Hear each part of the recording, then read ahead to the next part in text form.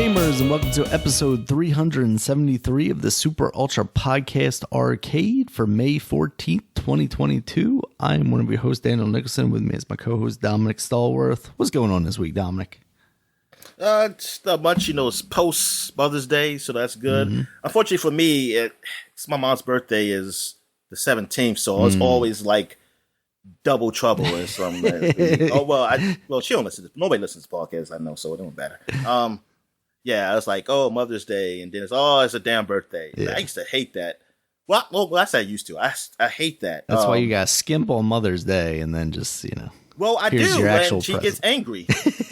Like I said, I'm just going to get something for your birthday, and she said she appreciates Mother's Day more than her birthday because it's supposed to be that that's the day you celebrate your mother. Your birthday, everybody has a birthday. I said that's a stupid reason.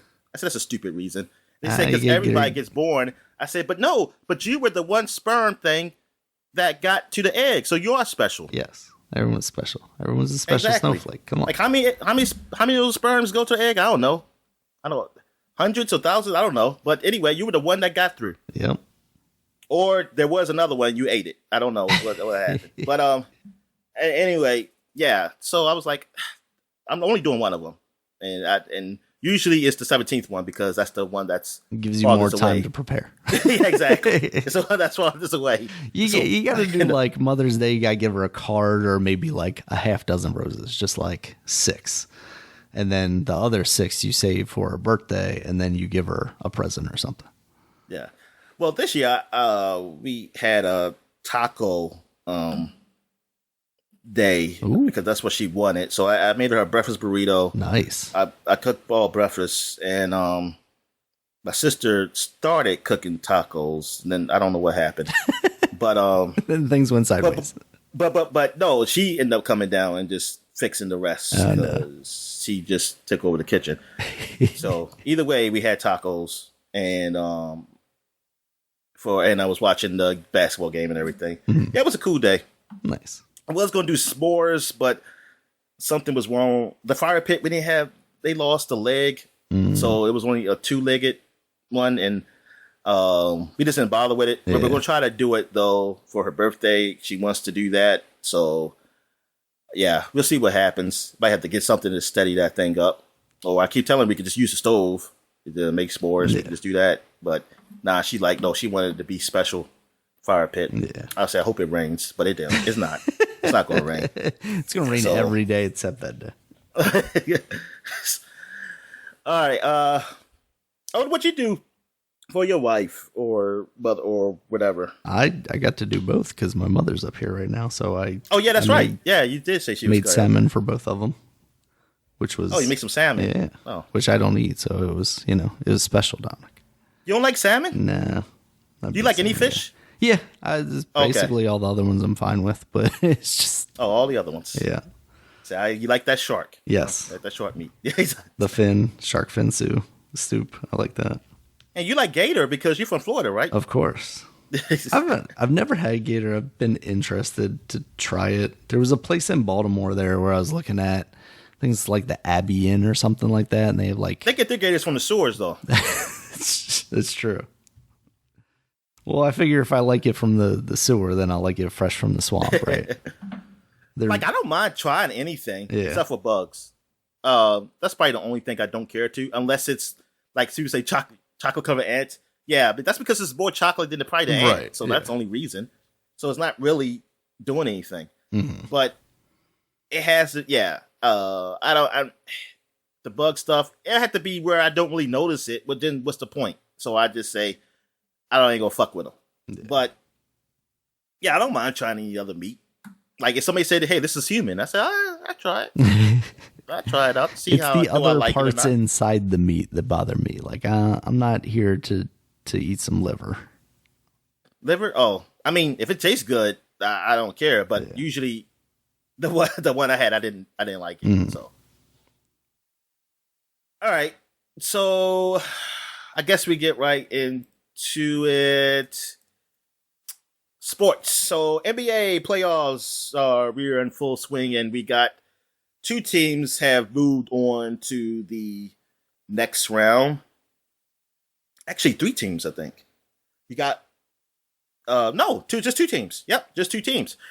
You got the Golden State have beaten Memphis. Memphis was out their star, and Golden State they still barely beat them though. And like Memphis did blow them out one game, which makes me think either Memphis is really good without their star, which they have proven during the year. They have played really great without him. They were technically, statistically better without him than with them. But the way they blew out the Warriors on the game before they end up losing the series, it just makes me think like the Warriors were either losing on purpose or the NBA has something to do with this, because it's like y'all were just trying to make this go longer. Because how did it? They blew them like almost like 40 points. Oh wow! And I was like, it's one thing to lose, but they lost by 40 points. Like when the Warriors were like, you know what, we're down by like this many points now. Let's just go home and win. Let's win at home.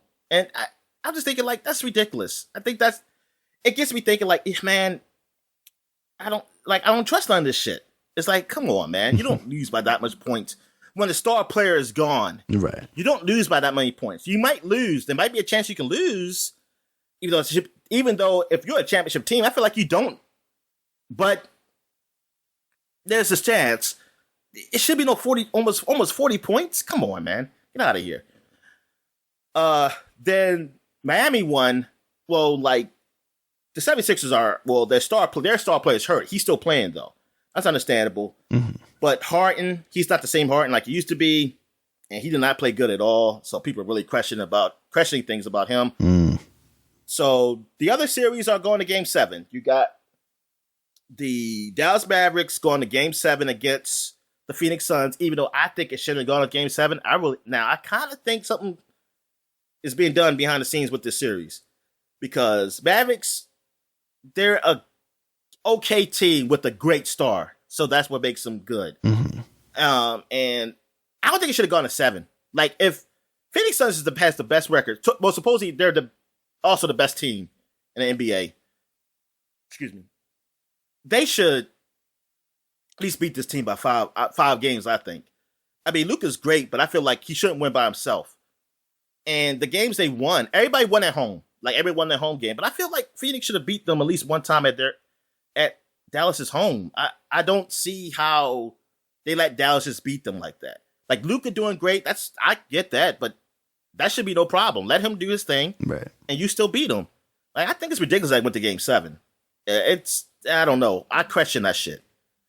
So what else? So then you got Milwaukee going to Game 7 against Boston Celtics, and yeah, that's a toss-up. I have no idea who's going to win because Milwaukee is missing one player. Not their best player, but a player that does help them. That I believe if he was playing, it might be over. Like, maybe they would have gone to 6 and they would have won. But they lost their home game, and now Boston, they're going back to Boston and have to beat Boston. Boston is a pretty good team. They screwed up 2 games ago. A game ago, technically. But, yeah, by the time you hear this, it's going to probably be 2 games ago. But they bounced back and won the next game. So there's some good series going on, even though I still think, the powers that be are behind the scenes making things possible, making things go a little further than they probably should go just to get those extra bucks. The Capitals, you know what? I didn't look at the score. They played yesterday. If they lost, they're out. And I will not be looking at hockey again until next year around this time. The Capitals are out. So I will not be watching hockey no more. They lost to the Panthers. Panthers are technically better than them, record-wise anyway, I see here. So I guess it's not an upset. But that's done for me. Ovechkin will be going back to Russia, probably to help fight the war. And there you go. So, or we could trade Russia. We could trade, Ovechkin now for Brittany Griner. There you go. We can finally get that happen. Yeah, I was watching WNBA games, how they putting Brittany Griner's name on the court and everything. And people, wow. I hear people also on the sports shows saying how it's ridiculous that she's not here yet. Even though I don't really know the particulars on that. Like, is it ridiculous? Like, what can the U.S. do to get her back? Like, what what can be done? I don't know what can be done. Like, is it up to Russia? I mean, I know you ain't talking to them because I don't know. Aren't we like, hey, can we just stop the airways where they can't see nothing that's over like outside the country? But can they like not see the internet outside the country too? Did we shut that down too? I don't think we have. I feel like if we did, that would be considered like an act of war. So we haven't yet. Yeah, I feel like we did an act of war already with the whole intelligence thing, which is ridiculous. Like I would if I was watching, I would say, okay, Warzone, y'all freaking you can't give intelligence to a country and not say, hey, we're in part of this war. But I also feel like you don't. If you're Russia, you don't want to start the war. You know what I mean? Like you don't want to be the official kickoff of the war. Whatever. Because you don't want. I feel like that's official. I feel like that's official. I feel like if you fucking give intelligence to somebody on where the enemy is and what you're part of this war, man. You freaking literally just helped them. Like you didn't just help them with weapons. You literally just told them shit. Oh, absolutely. But at the same time, does Russia want to get in a fight with us and then every I don't think they want to. I don't think nobody wants to, but I feel like, hey, somebody's going to have to do something. What you're saying is nut up or shut up. Yeah. Well, I feel like we should have did that. I feel like we should have did shit. Yeah. Honestly. I feel like, no, actually, here's the thing. I feel like we should have negotiated a surrender between Ukraine and them if we weren't going to help them. Like, if we weren't going to help them, we were going to let it get this far. If it was going to not even get this far, to not even get to a place where freaking people's homes are destroyed, we should have been like, okay, we don't want to fight them. We'll help negotiate a surrender that's best for everybody and get the current president asylum or something like that. Because obviously he can't still be there. Or any other. If that's the case, you're not looking for surrender necessarily. You're looking for a peace talk. But that's what I'm saying. They should have went with that. Yeah. And then if that doesn't help, then look, you got to choose. Either you're doing something or you're not. There's not this half-ass shit we're doing now. I keep hearing about going like, donate to help Ukraine. It's like, look, man, are we really helping? Am I helping it? Even if I donate money, well, I don't know. It's like, what is this? Like, this war makes it like, is it my problem? Or this problem could have been stopped? Like, I could get mad at Russia all I want, but okay, they're still doing it. So what are we going to do? Yeah. Yeah, because Russia's not going to be the solution to it, right? Yeah. I'm not going to get them to be like, oh, they're going to be like, okay, everybody's mad at us. We're just going to stop now. You're all right. Let NATO do what the fuck they want. Like, also let Finland be part of NATO. Just fuck us over. Whatever. All right. So let me get off that. Baseball. We got the Orioles actually doing okay. They're in the middle of the pack. Like they have won the series against St. Louis. They lost against Detroit though, which sucks because Detroit's like one of the worst teams in the Major League Baseball. But I mean, you ain't gonna just. I doubt the Orioles going to sweep anybody. As long as they win a series, it's good. But you know what? Just being in the middle of the pack, I'm happy. Their bats are they kind of slept a little bit of these games, but their pitch has been good. The pitch has been good. And the bats have been okay. Like they get on bases, that producing a lot of runs, at least the last few games, but they have. So they're looking all right. And I'm hearing some future prospects coming up soon that sound pretty good. They've been doing pretty good in the AAA area. I think one guy just came up and he had his first hit, or I don't know if he got a home run or first RBI. I forget. He did something, but he was good his first game. So, like, I feel like this is going to be a pretty, like, enjoy watching this season. Not saying they're going to the playoffs or anything. No, I don't think so. Technically, they aren't the third best team. No, fourth best team because it's 5. Fourth best team in the division because Boston is doing pretty bad now as of right now. But I feel like they're going to at least be competitive. They're not going to be like just so far at the bottom.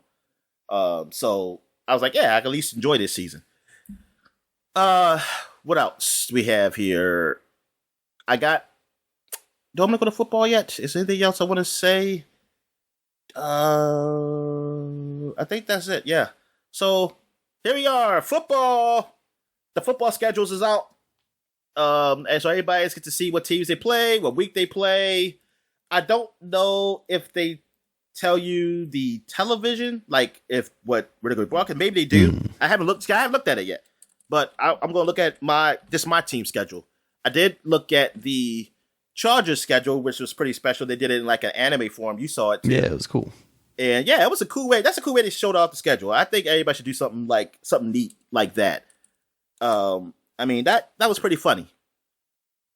It looked neat, like how they were getting on all the teams, things like nature. I mean, yeah, it's a lot of Easter egg stuff in there. Well, I wouldn't really call it Easter eggs. I mean, if you know it, you know it. But you know the references, some fun references, like the references both with the actual anime cartoons and the references of football references mixed in. I mean, that was pretty good. I mean, whoever thought of that, man.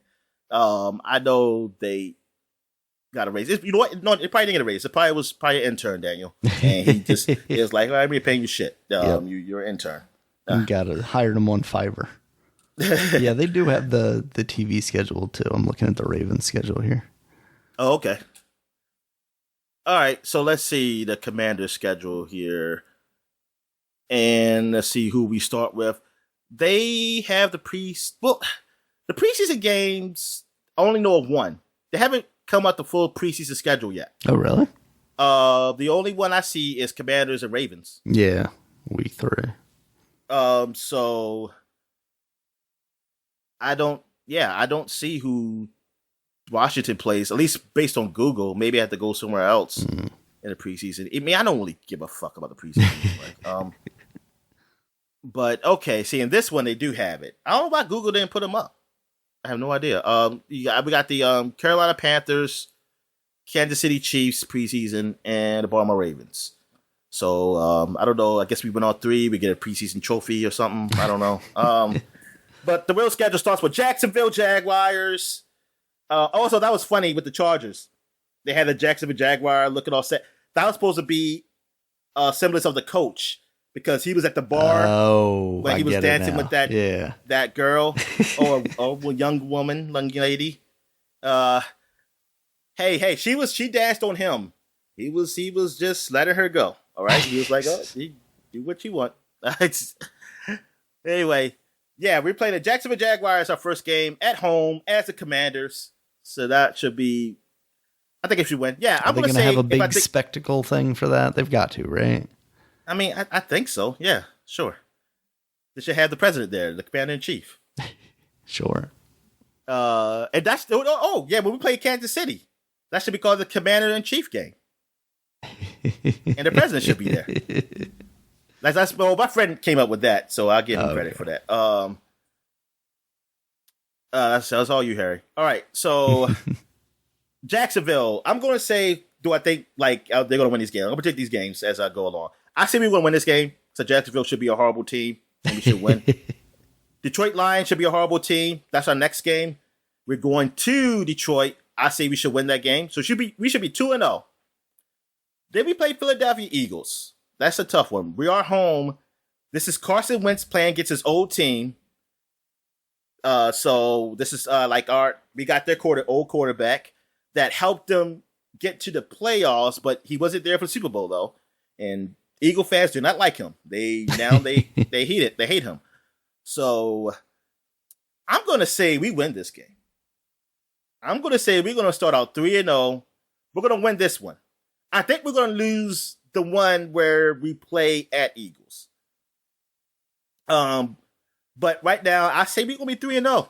I'm going to say we're going to beat the Eagles. Somehow we're going to do it. I mean, I think, the way they talk about this team is that the defense should be a whole lot better now. So I'll say we're going to win.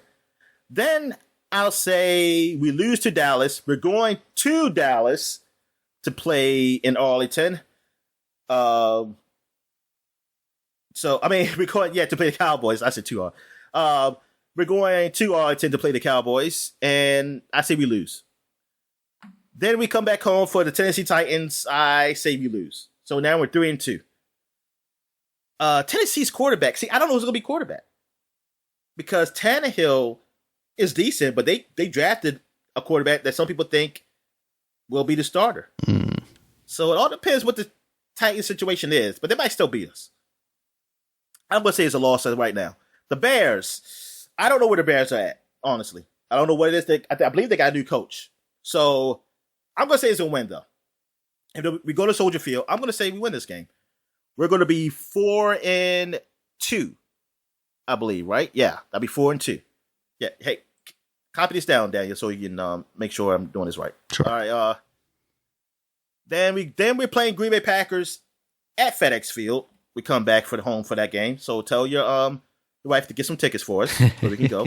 And then we will lose that game. So we'll be 4-3. I think that says. That'll be 4-3, right? Yeah.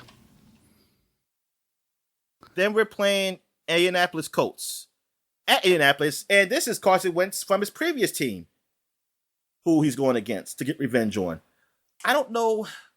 And the Colts now, they have Matt Ryan, former Falcon quarterback. So I don't know.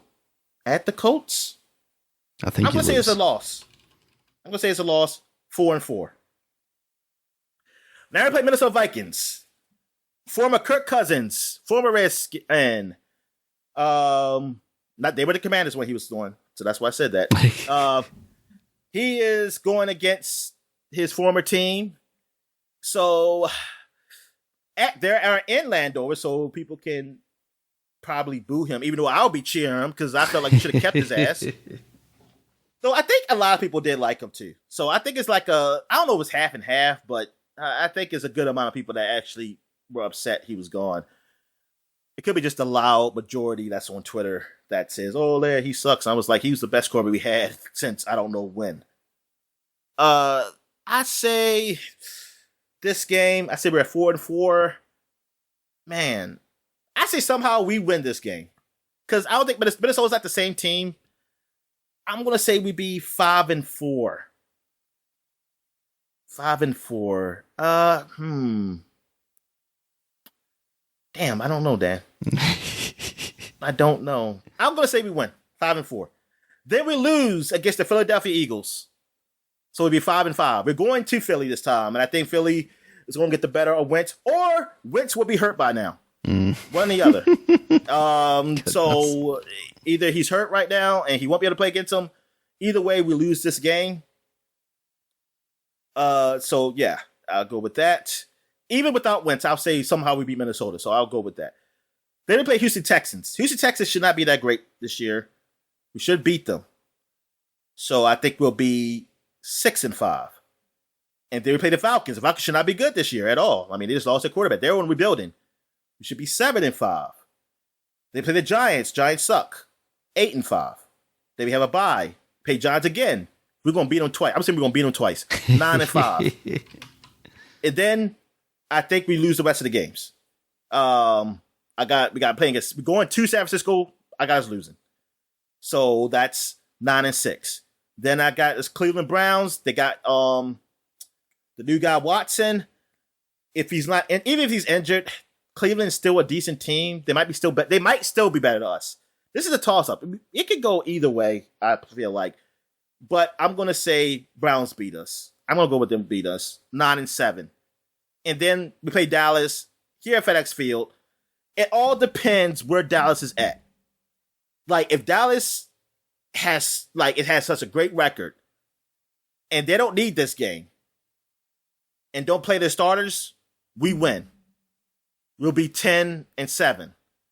But if Dallas needs to win this game, we'll be 9-8.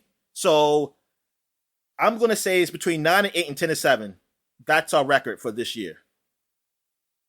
I think we'll have a winning record.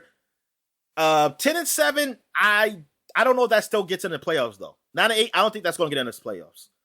I think we're going to miss out on the playoffs if we go 9-8. 10-7 is a maybe. Mm-hmm. It's a strong maybe. But I think it's going to be an okay year overall. As for it's going to be better than last year. I think this year some of it will going to be okay. I kind of don't, because I kind of want to get a quarterback. But I think we're going to miss out on that. It never works out for you guys, though, Dom. Yeah, it never does. It never does. All right. So what's your prediction for the Ravens? They win every single game. Oh, okay. 17-0. Yep. Easy math. All right. So that's it. You got any when did WrestleMania happened, right? Yeah, WrestleMania happened a little while ago. They just had WrestleMania Backlash, which is just Backlash. That's what it was. They put WrestleMania in front of it. I was very confused, Daniel. See, that's what they wanted. They wanted you to be confused and be like, "Oh, WrestleMania is on again. Let's watch that." Because I was like, didn't I watch it, or that was something else? Because I was like, oh yeah, because I saw Backlash, I saw WrestleMania, and that's all. Yeah, I was like, oh, they okay. I'm very confused now. So what is the WrestleMania Backlash? It's just Backlash with which is, one of their pay-per-views with WrestleMania put in front of it to make it confuse people who are not in the know, or even people that are in the know, to think that, it's going to be as big as WrestleMania. Yeah. It was pretty much rematches from WrestleMania. You had like Cody Rhodes versus Seth Rollins again, some stuff like that. I honestly didn't get a chance to watch most of it, so I don't know how it went.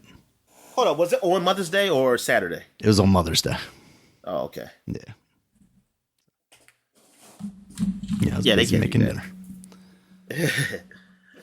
All right, so where are we at here? Oh, USFL. I did watch a little bit of a game. Didn't see the end of it, and I don't remember the teams or the score. So there you go. It's just, but I'll probably watch some today. Because I did watch a little bit last night too, and who were playing? Forgot the teams too. I know it wasn't Alabama. That's all I can say. It wasn't Alabama last night. But yeah, like I'm looking at it a bit or something. Not really keeping up hard with it, but it's on. I don't mind looking at it. Like, it's just that it's the NBA playoffs is happening. Like, I'm going to probably choose the NBA playoffs. Now, if it's a blowout, I'll change the channel. Right. And then I don't really regret it, even though it happens. Like, it'd be a blowout, then the team comes back and win at the end. Because then I'd be like, oh, y'all fixed the game for you. They could be a close game. There you go. That's what y'all did, because they shouldn't have come back.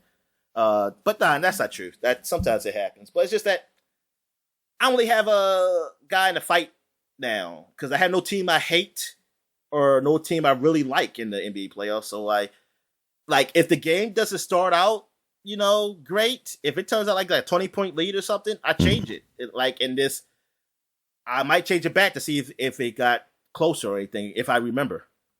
So that's what it is. It has to keep my interest throughout. Yeah. All right. So I guess we'll get into what we've been watching. Unless you got anything else to say about wrestling. Nah, that was it. All right. So, I guess I go ahead first. I watch US. What the fuck is that?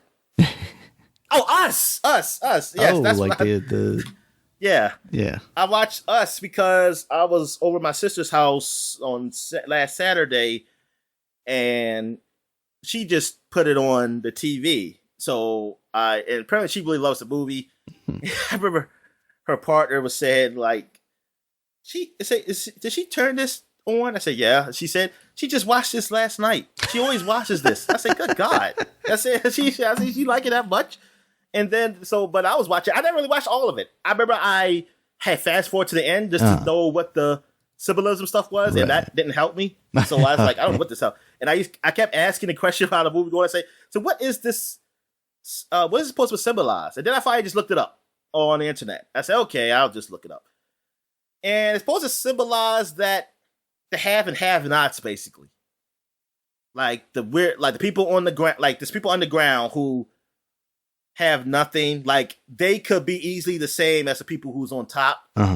Because apparently, well, I'm spoiling it, but this movie's old. Apparently, the main character woman, she was actually from the underground. That was like the twist. Oh, she was from the underground. She changed places with the girl, like at the beginning, and then now she's just acts like a normal person, right? And it's so the basically saying that variant of her is actually the non-underground. Yeah, so she's getting basically trying to get her life back, right? But it's also showing that how people in low stature, they can easily just be, if they're in the right situation, they can easily be just like everybody else, like all the other, like people who's rich or something, or like who's of a good standing, or CEOs. Say, hey, they have that life, they could easily be doing that too. Not easily, but they could have the opportunity to do that. They could do that. They have that. They said that's what this is supposed to symbolize. Now that I know that, I don't know if I like it. I mean, I get it, but I get it. I get the idea, but I was hoping it was more of a race thing, honestly. Dan, that's a everybody thing. Yeah. So that's why I don't really like it. That's why I didn't like it. I was hoping more of a racial thing, like what was it? What was the first one called? Get Out? Yeah. Yeah, I was hoping it was more like more of a racial thing, but now it's more like supposed to make people uncomfortable, you son of a bitch. It's like this will make anybody uncomfortable. How did Candyman end up doing? Daniel, I forgot that movie came out. Did too. And he did that movie? No. Yeah, he was in it. Oh, was he a producer? I think he was in it. They have him listed as cast because I looked up his movies and that came up, and I was thinking for a second that maybe he did it. I thought he did it. No. It was 2021 it came out, apparently. Yeah. Oh, I hit the wrong one. I hit the 1992 one, the good one. All right. Nia DaCosta. Yeah, I'm not seeing nothing on this. It got an 85% on Rotten Tomatoes, though. But it got 5.9 on IMDb. But IMDb, is that user scores, I think right? that's all users, yeah. Yeah, so what the racist white people think of. 85%, and I didn't hear shit about it? Yeah. Come on, man. That's crazy. How many people reviewed this shit? 330. Yeah, I see that. Crazy. Audience score's pretty good too, 72. That's weird. That's got to be out on VOD or something now, right? I mean, I think it is there. I just still think it's advertised. Yeah. It got 72% audience score on Rotten Tomatoes too. But I did remember reading somebody's review that. Oh, it's free on Prime. Oh, okay. I might check it out then. I'm surprised because by that. revisionist history for the first one. I say revisionist. Well, I liked it, but I was a little kid, so I didn't get it.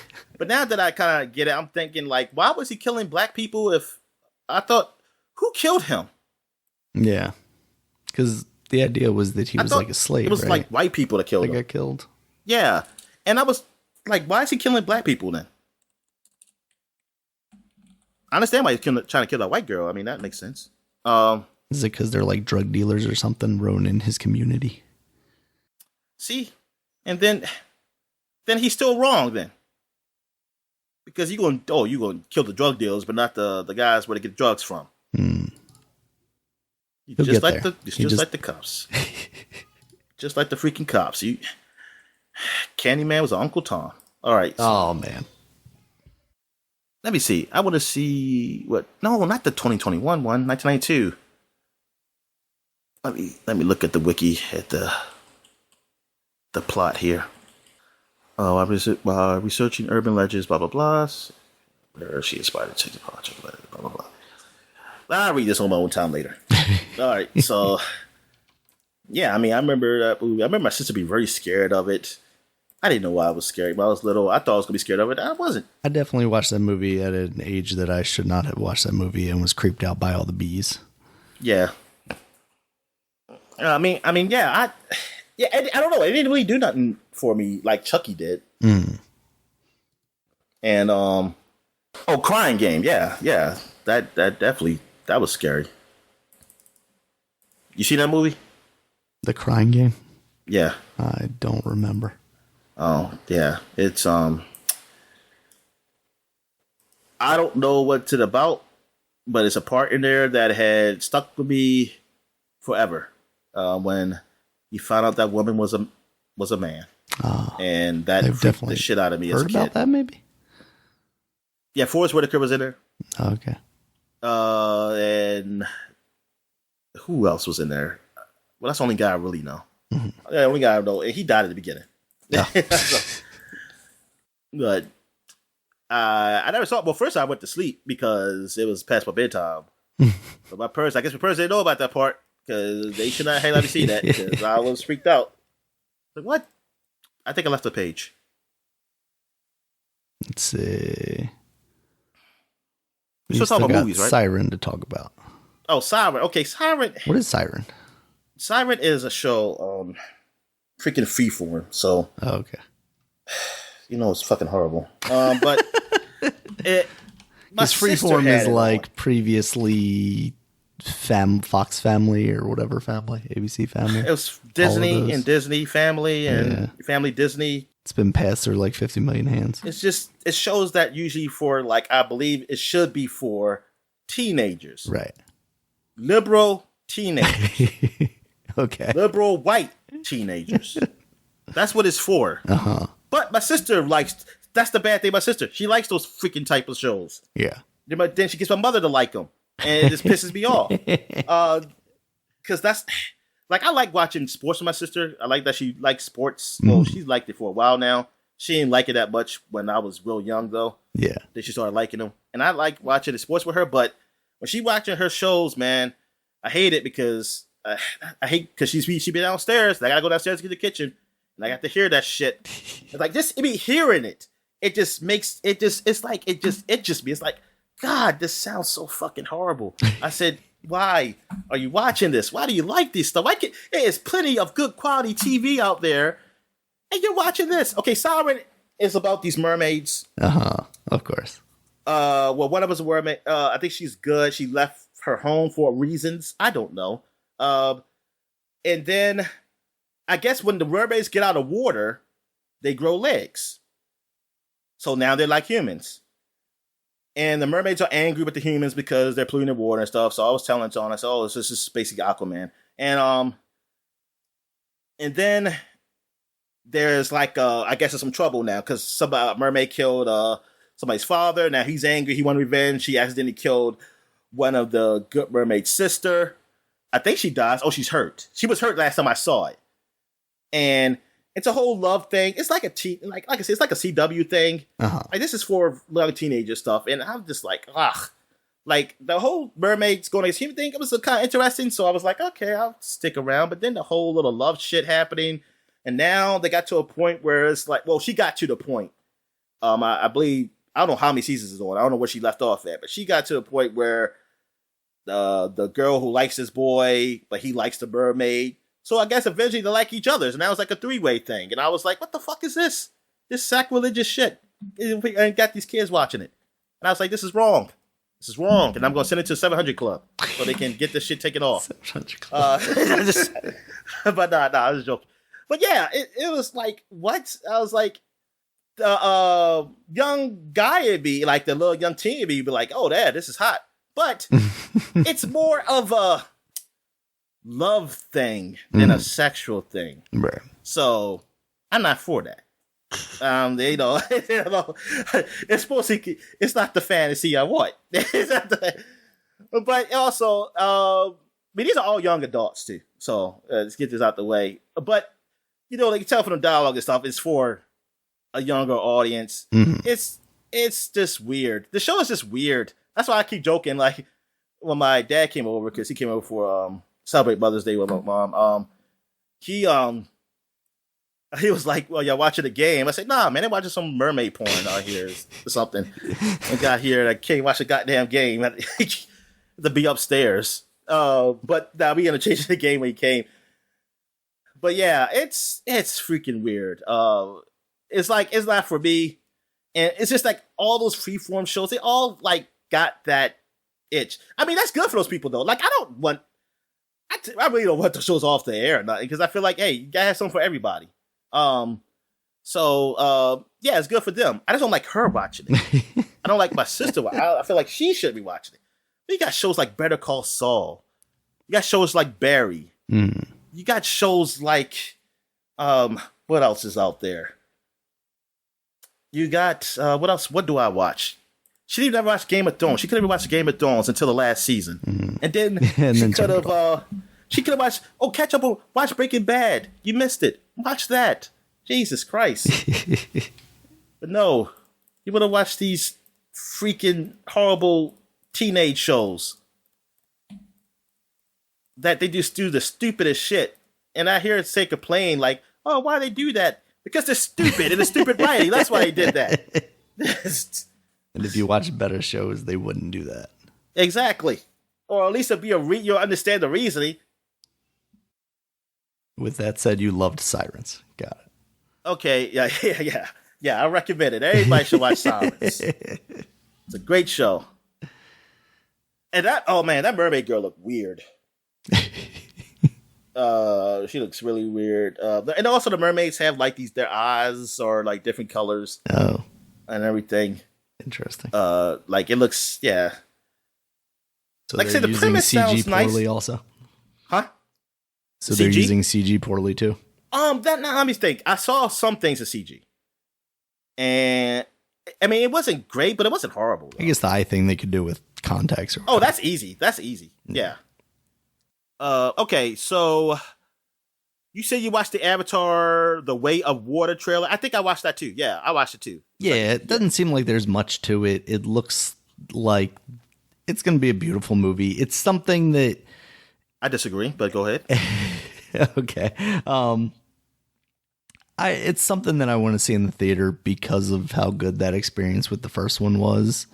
Like, I don't think anything that I've seen in the movie theater as far as 3D goes has lived up to the experience of seeing that first one in 3D.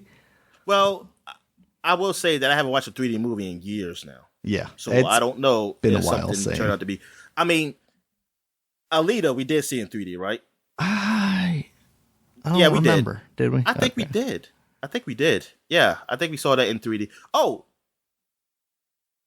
I did see Ready Player One. We saw in 3D, didn't we? I want to say yes to that. Okay, I did like that. Now, was it good Avatar? No, I will say that. I will say that, but it was good. Yeah, I did like it. It was.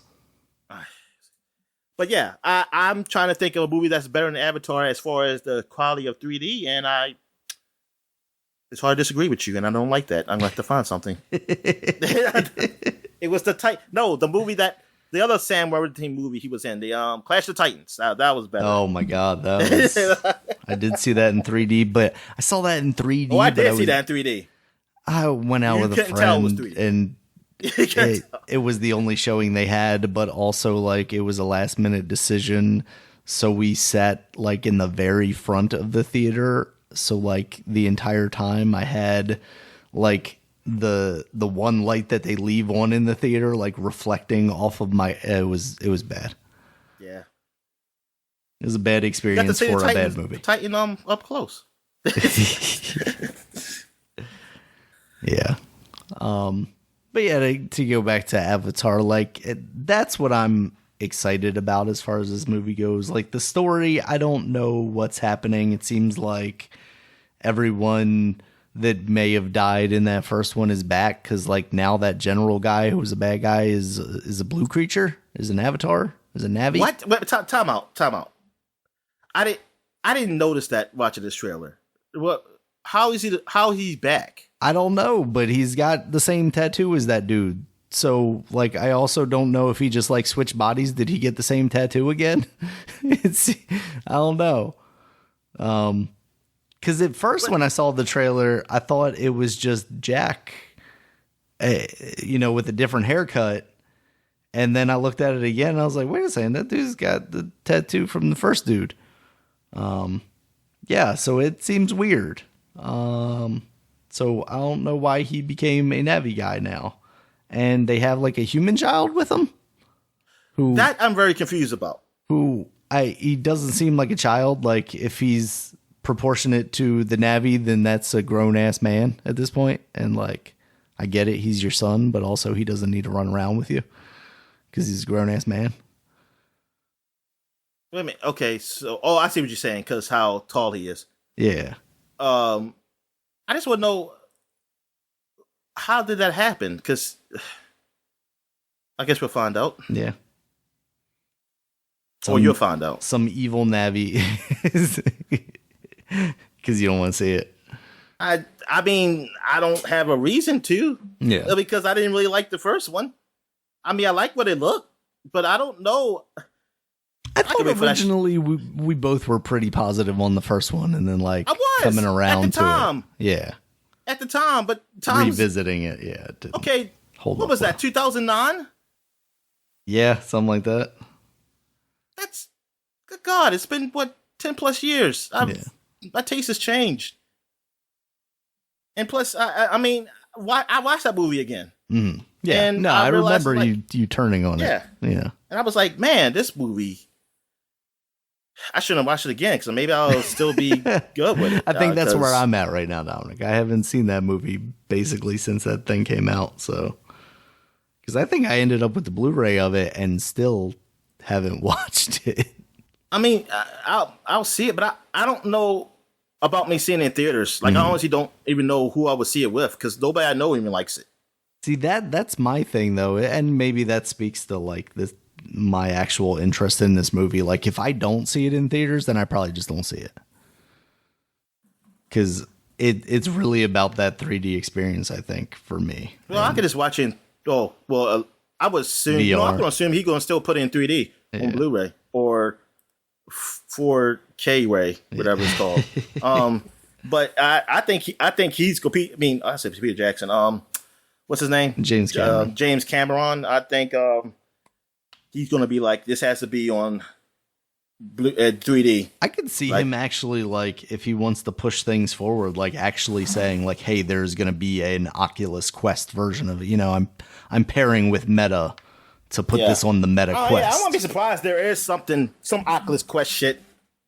Just like how they do like some of the movie stuff, like Ghostbusters, even though I don't think that was Oculus Quest. I think that was just a VR thing, or they did with the Lego Batman movie and stuff like that, or Spider-Man one. I wouldn't be surprised they do something like that. Yeah. With the Avatar.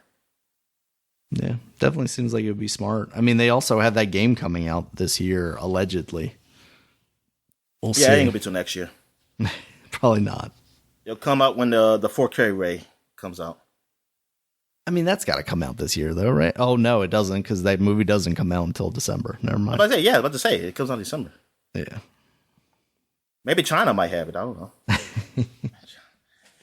They get everything early. Yeah, they make them over there, and they take their copies. Yep. We'll see about that movie. All right. So, you saw Doctor Strange? Yes. Do you want to talk about that? Yeah, I guess you didn't see that, right? Nope, I didn't see it. Okay, so just spoiler free. I enjoyed that movie. I enjoyed it as much as Shang-Chi. I think maybe a little more than that. Somewhere between like Spider-Man and that. That's what you compare it to? So this movie's not that good.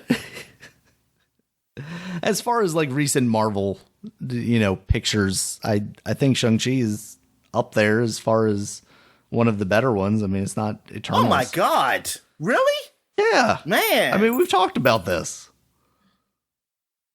I mean, I didn't hear you say bad, but I didn't think you had it that high. I honestly, man, I just don't see it. I mean, like, look at what we're comparing it to. We're comparing it to Eternals. I mean, Black Widow was good, but I would say I'm not comparing it to Eternals. Oh, you're saying recent. Okay. Yeah, I'm literally just saying the recent stuff. I was about to say, I don't even fucking know what the hell is going on.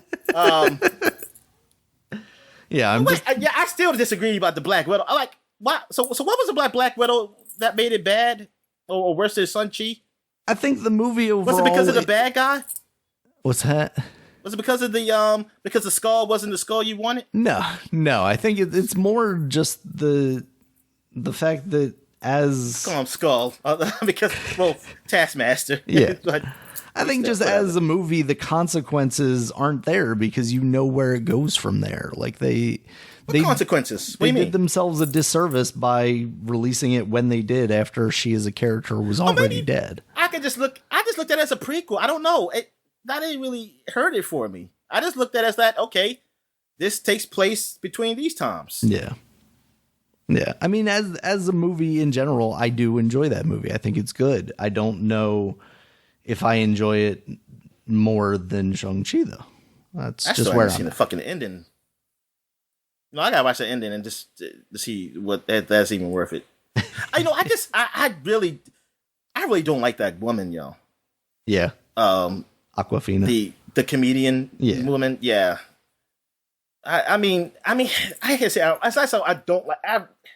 There's something about her that is just, I ain't feeling it. I mean, she Even though I did definitely like that has dragon movie. like she's been pigeonholed into like the same character. I mean, I don't want to say she's pigeonholed. I don't know if that's just the only character that she can play, but every movie Apparently that not, I've seen because her she in. did well in that movie that I'd never heard of. Oh yeah, So- did she win an Oscar for that or an Emmy or That's something? that's what somebody said. I didn't even know. I was like, darn, I didn't hear nothing about this movie. But they said she wasn't like that, and Yeah. I was like, oh.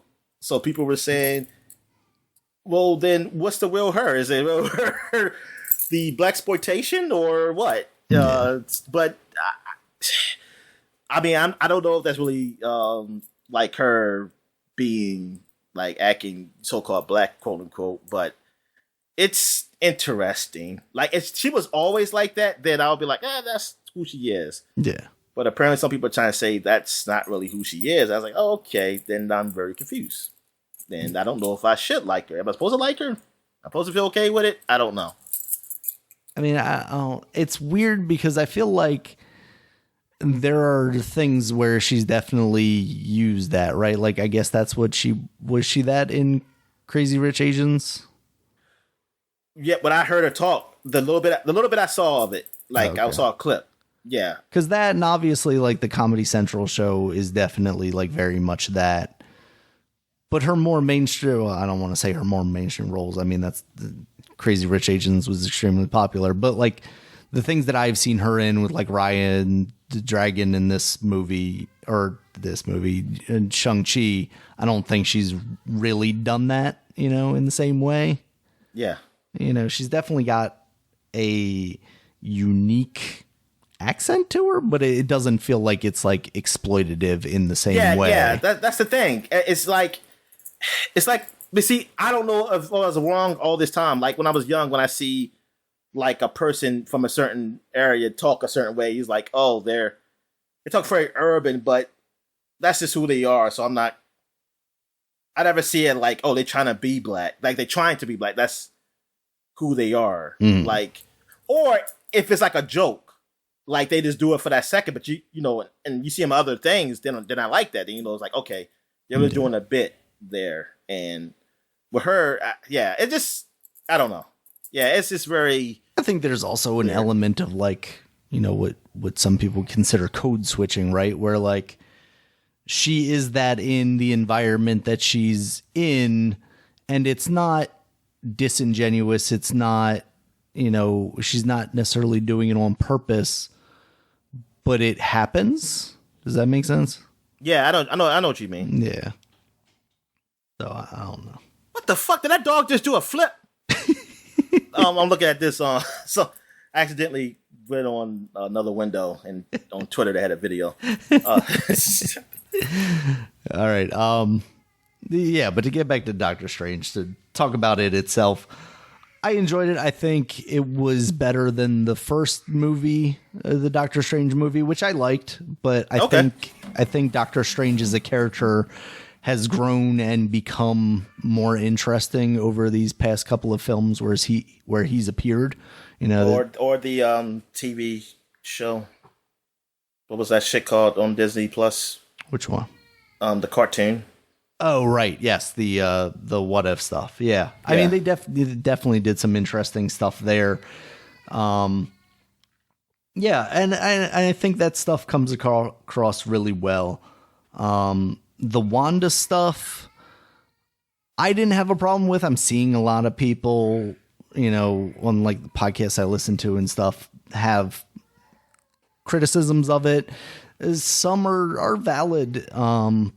But for the most part, it didn't bother me. Like Did she go to jail? Does she go to jail? If she don't go to jail, then I don't like it already. All right, she does not go to jail. Well, fuck her. That bitch needs to go to jail. That dude, she held a fucking town hostage. So that's the thing. Like, and that bitch who freaking let her go should go to jail too.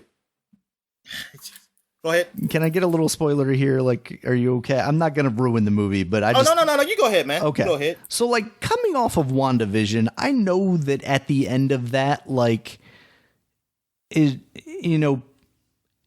kind of the good guy, right? Like, because she beat the bad witch. But what she did was awful, and then she's still the person that did that.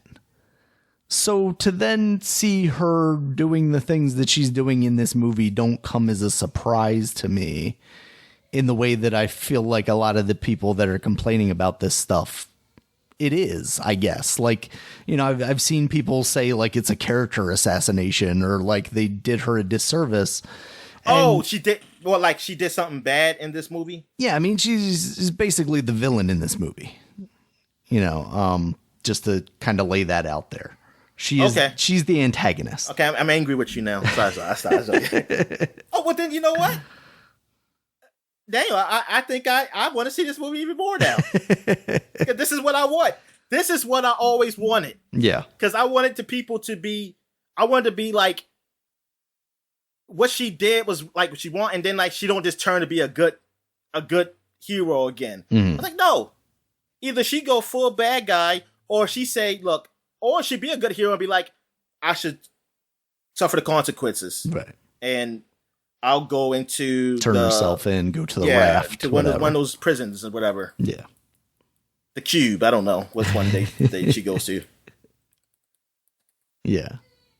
No, it's definitely something that I'd like you to see it so that we can have the discussion about this. Because I feel like, I feel like we might come from similar places here. Okay, yeah. And there are definitely, arguments that can be made. And so people are upset because she's not what she was before. She's not a hero again. Yeah. Despite the fact that you have to remember she was introduced as a villain. But then we kind of retcon that. And plus, you know what? I give them credit. I feel I'm stabbing myself and say this because I don't want to. I'm giving them credit for keeping it really similar to the comics because she's kind of that person. Mm-hmm. She was never always a true hero. She was always kind of back and forward. Like she'll be good in some parts, but then she'll do something that kind of cross that line. And then she's not what you take as your typical hero, basically. Yeah, she's not Cap. Like that. All the times I've seen her, like all the times I've seen Wanda, she was always like that. Like even from the very beginning, when she was working with Magneto, before they even thought about her being the son and daughter, Quicksilver and that shit. Because I'm going to assume that they didn't do that until later on. Because the way I read those early comics was like, yeah, this will make sense if this was his children. And I think since then, they've also retconned that and made them like, I don't know, weird magic twins or something. Yeah, exactly. Man, I don't know. They retconned that in the comic book too? Yeah, that's what I mean as far as the comic books go. Like, I don't think technically they're his kids anymore. She was working for Magneto stuff, even though she felt bad doing the things she did, but she still was on the bad guy side, you know?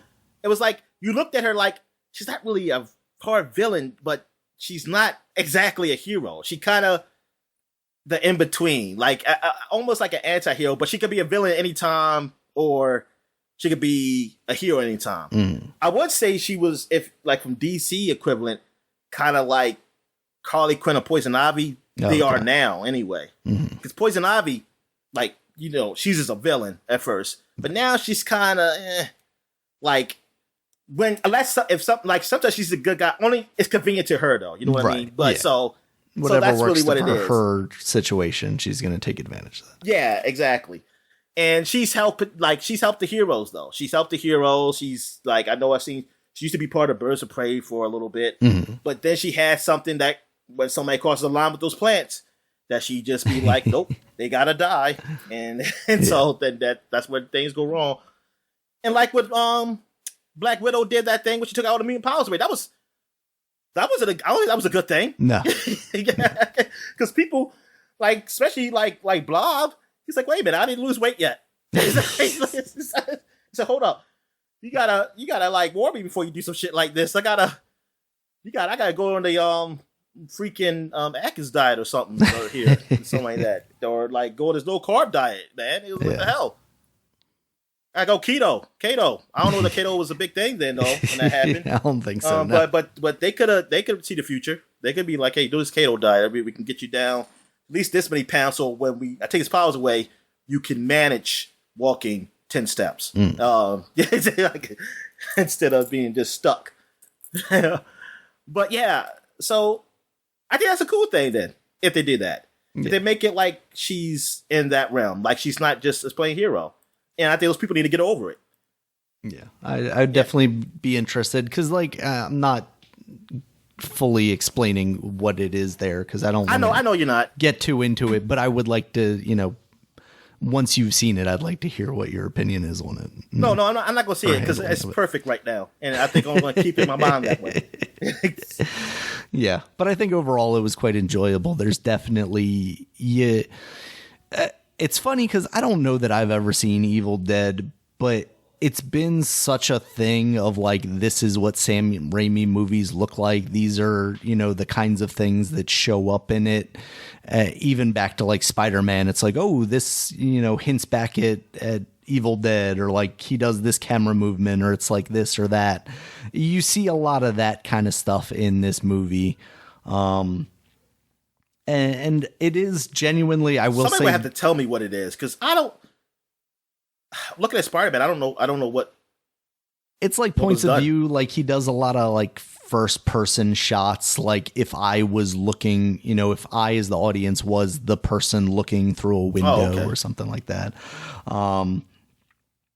This movie, I will say, because you're kind of adverse to the scarier things. There are a lot of jump scares in this movie.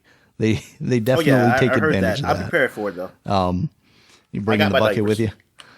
Sorry, I got my diapers. The bucket. Okay. What's the bucket for? You sit on the bucket. I don't throw up. You sit on the bucket, Dominic. Oh, you sit on the bucket. Oh, okay, yeah. So you don't have to sit in your own. Yeah. Anyway. Yeah, so I don't want to get too much more into it besides that, but I will say I enjoyed that movie. I thought it was good. I'd definitely like, to hear your opinion once you end up seeing it and maybe have the conversation about like Wanda's motives and what's going on there with that character. Because it's very much like, as much as it's a Doctor Strange movie, it is very much a Wanda movie as well. Oh, kind of like how Captain America 3 was. Yes. Like it was pretty much just like a everybody movie. Yeah. Yeah, because you do also have America Chavez in there, and she plays a significant, role.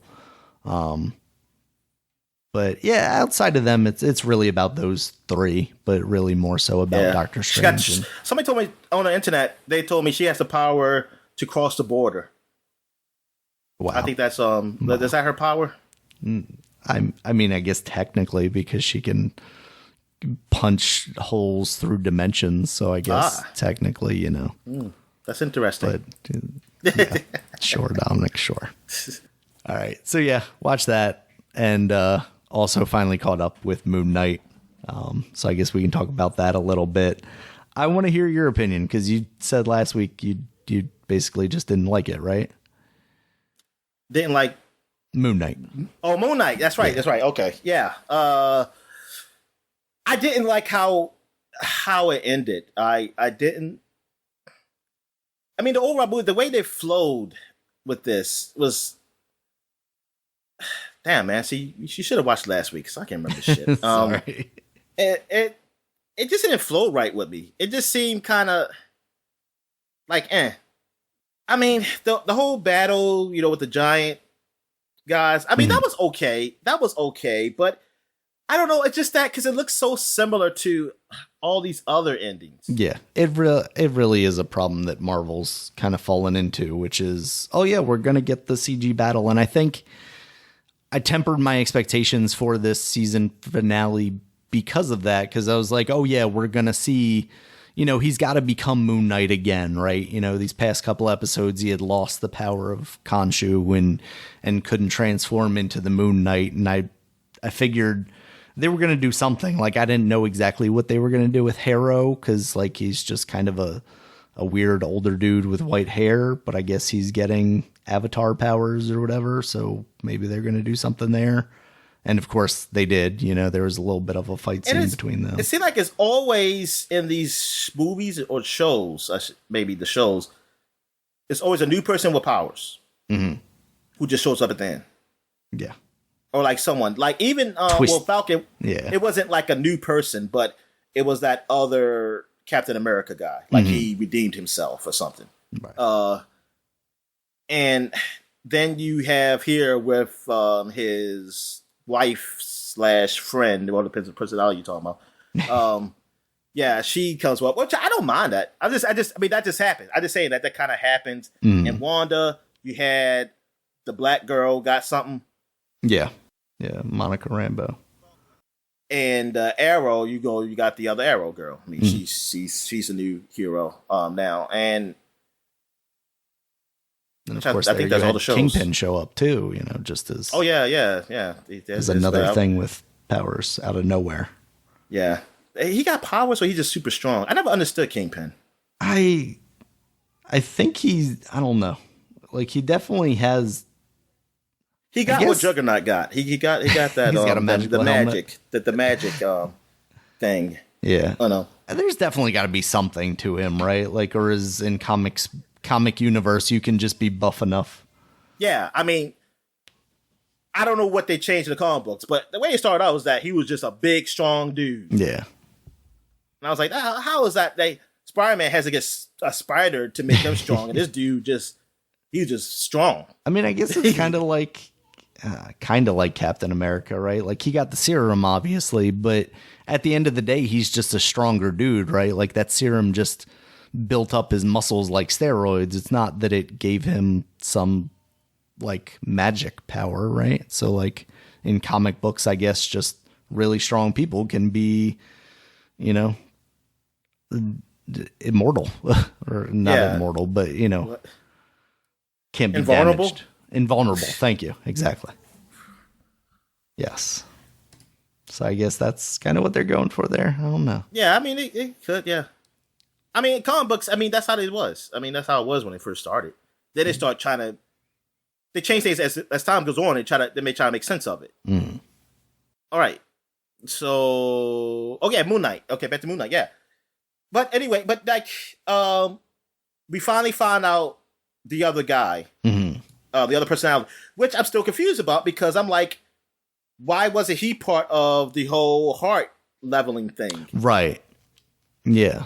Was that just because neither of them knew about it? And he's still so deep down in there that they didn't have to address it. But yeah, that confused me, even from seeing that red sarcophagus and then them being able to level their heart, because if that was there still hidden, wouldn't they have to address that before they could even things out? And I thought they were going to. So that is kind of weird to me. It definitely is a sticking point where it's like, what's up with that? How come they can just get away with that? And I don't know if it's... I mean, there's still so much of it where it's like, how much of this is in Mark's head or... how much of it is actually real. I mean, you have to assume that the majority of it is real, right? Because they were fighting in Egypt. Like, I don't know. Egypt isn't real, Daniel. Egypt is. I've never been there, so maybe it's not. Yeah. But, was there anything that really did like a callback or at least tie in with any other Marvel thing? No, I don't think there was. I'll say this is the first one that has done that. Yeah. And I know, like, the podcasts and stuff I listen to talk about that a little bit. Like, I guess Oscar Isaac kind of wanted this to be its own thing. And there's been a lot of talk of, like, whether he wants to come back and do more of this. How come Oscar Isaac They gave him control? I don't think so, but, you know, he gets input. He's a big actor. He can, you know, as long as it doesn't interfere with Kevin Feige's vision, I'm sure he can say something. But I don't think there's any way that we don't get like a season 2 or something of this, right? Like I want to see what is going on with this Jake Lockley character, you know, and honestly, I want to see how eventually down the road, definitely after a season 2 where you still don't really get much of that tie-in. Because I really liked, overall as a season, I really liked the character stuff here. And I think it worked as more of a Mark Spector, Stephen Grant show than a Moon Knight show, because you see Moon Knight like for, you know, 10 minutes total or whatever. Yeah. Yeah, you did. Yeah. But you spend a lot of time with those characters. And I think the strongest episodes were where those two characters were together, kind of exploring each other's, you know, backgrounds and stuff in those last 2 episodes. But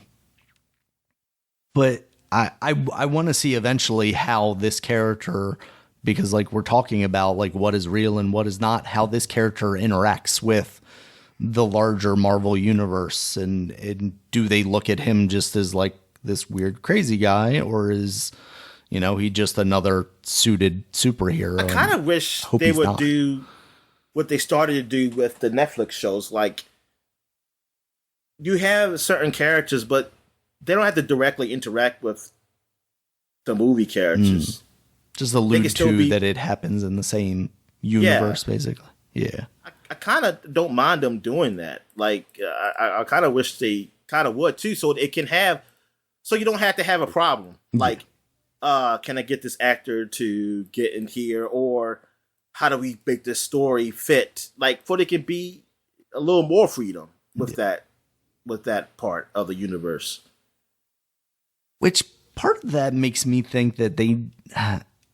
It's interesting now because we're talking about like Doctor Strange and we're talking multiverse levels of craziness, but it almost feels like a lot of these movies need to come back closer in terms of their villains and their problems that they're trying to solve. Because when you're talking about world-ending problems, why do you then not have the entire Avengers team show up, right? Like, yeah, exactly.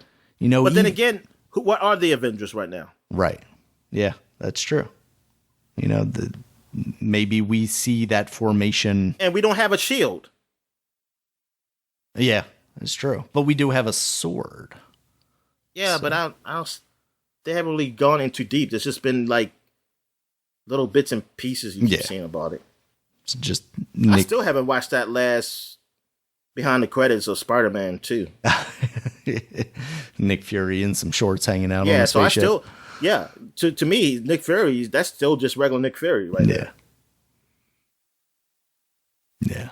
They gotta stop that. I fucking hate this shit, yo. Hate this kind of credit stuff. In that case, I will tell you this, Dominic, like, I don't think you would find it worth it sitting through the entirety of the credits for Doctor Strange. What you'd want to see as far as like, oh, they're doing a thing is like the mid-credits thing. Mid-credit, okay. Yeah. And then the last bit is just a funny bit. I'll just watch it on the internet. Yeah. Yeah, because my friend had, what was the Spider-Man? What happened at the very, very end? Yeah, that was the Doctor Strange, right? Trailer? Yes. Yep. Yeah. So, yeah, because my friend was like, there was something at the end. I told you it was something. I just said it wasn't worth it. Yeah. I said, I'm sorry. You can watch it on the internet. I say you can watch it on the internet. Yeah. I mean, that was the thing, especially about that one, is like literally 2 days later, it was already on the internet. So it's like, yeah, I didn't need to sit here for 15 extra minutes. The credits are too long, man. And I got to piss. Because I don't leave. Yeah, I can't do it. Like, I know my friends start doing it. Like they said, I was going to go to the bathroom. Yo, I was like, man, these movies cost you fucking much, yo. I will fucking hold that shit. I haven't got to that. I haven't got to where I can't hold it. Prostate's still going. But, like, dude, when the credits start rolling, I'm like, yo, I got to piss. Yep. Man. I said, I ain't That's got the countdown. It's like, when am I going to see the music credits? Because those are the last ones. That's what I'm looking for. Yeah, exactly. It was like, yo, it was cool when it started, but now the novelty is gone from me. It's like, dude, people About to get the fuck out, man. You only spend 10 minutes of you showing literally everybody. Now it's just a prerequisite. It's going to be there. We know it's going to be there. Like, just let me see it.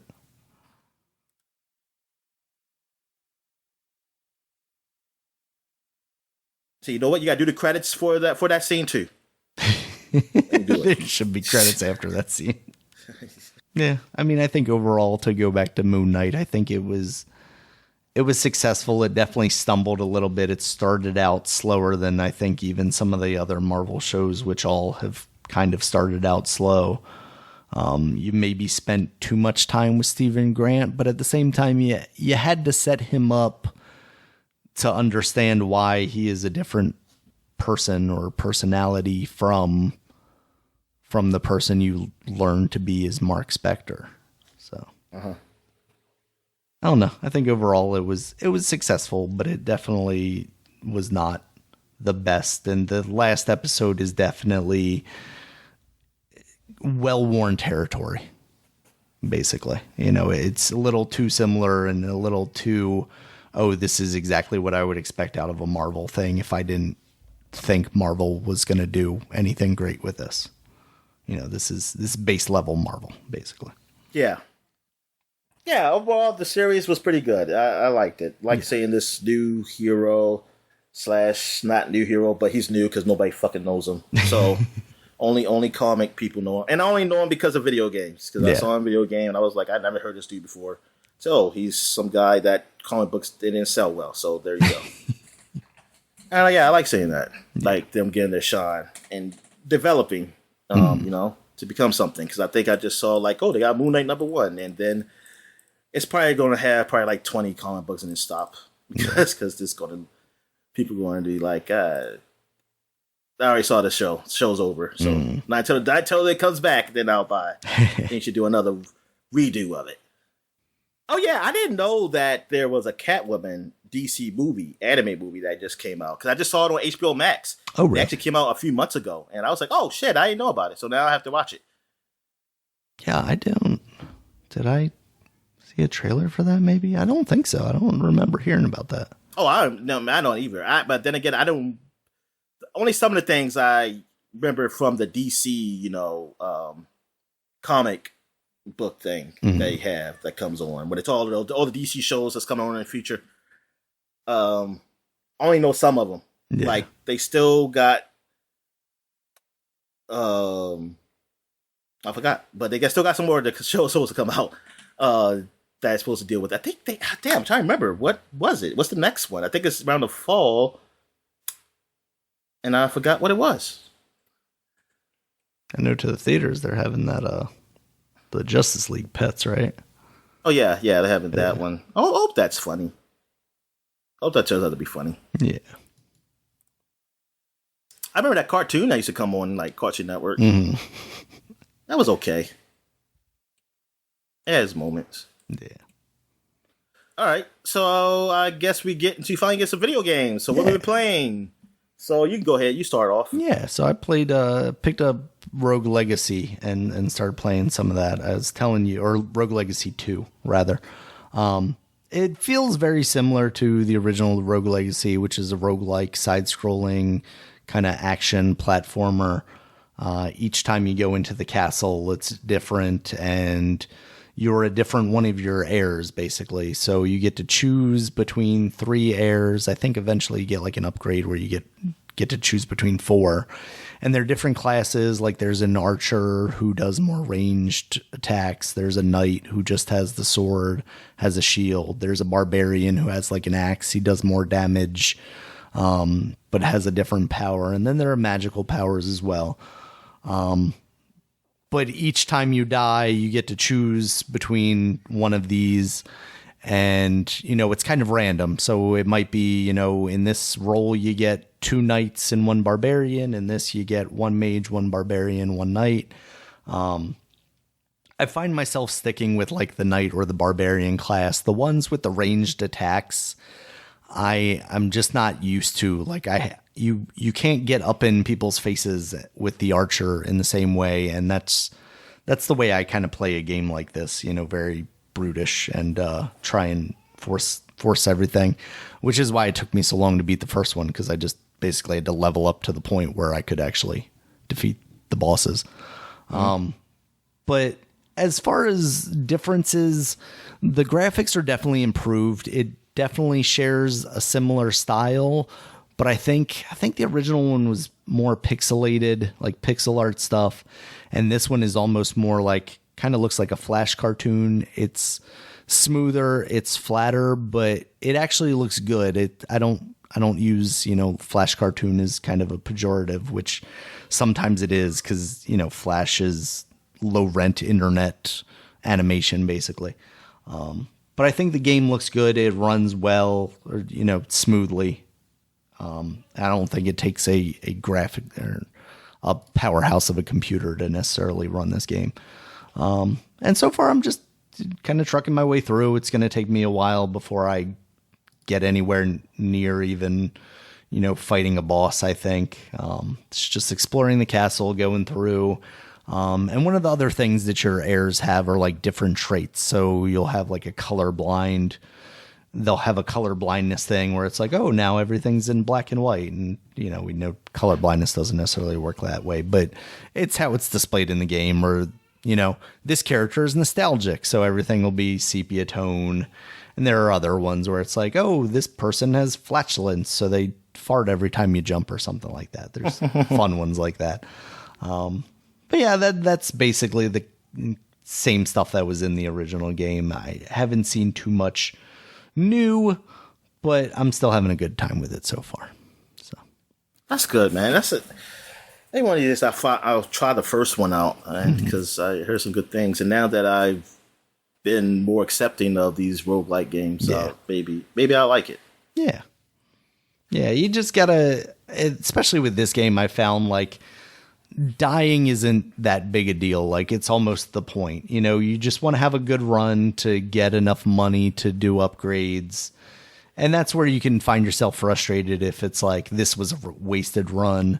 But dying's not bad, because you just get to start over again. And for the most part in this, it's not too punishing. Like, I feel like once you beat a boss, you don't necessarily have to go back and beat that boss again. Like, you can fight him again, but you don't have to, I think.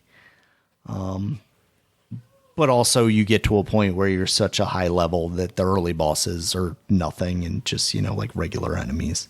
Yeah. And then you can beat the game. You can also like pay, carrion, or like Death is there, and he ferries you back to the castle every run, and you can actually lock it down with gold. What? To say like, so you telling me that, what's that game called? Which game?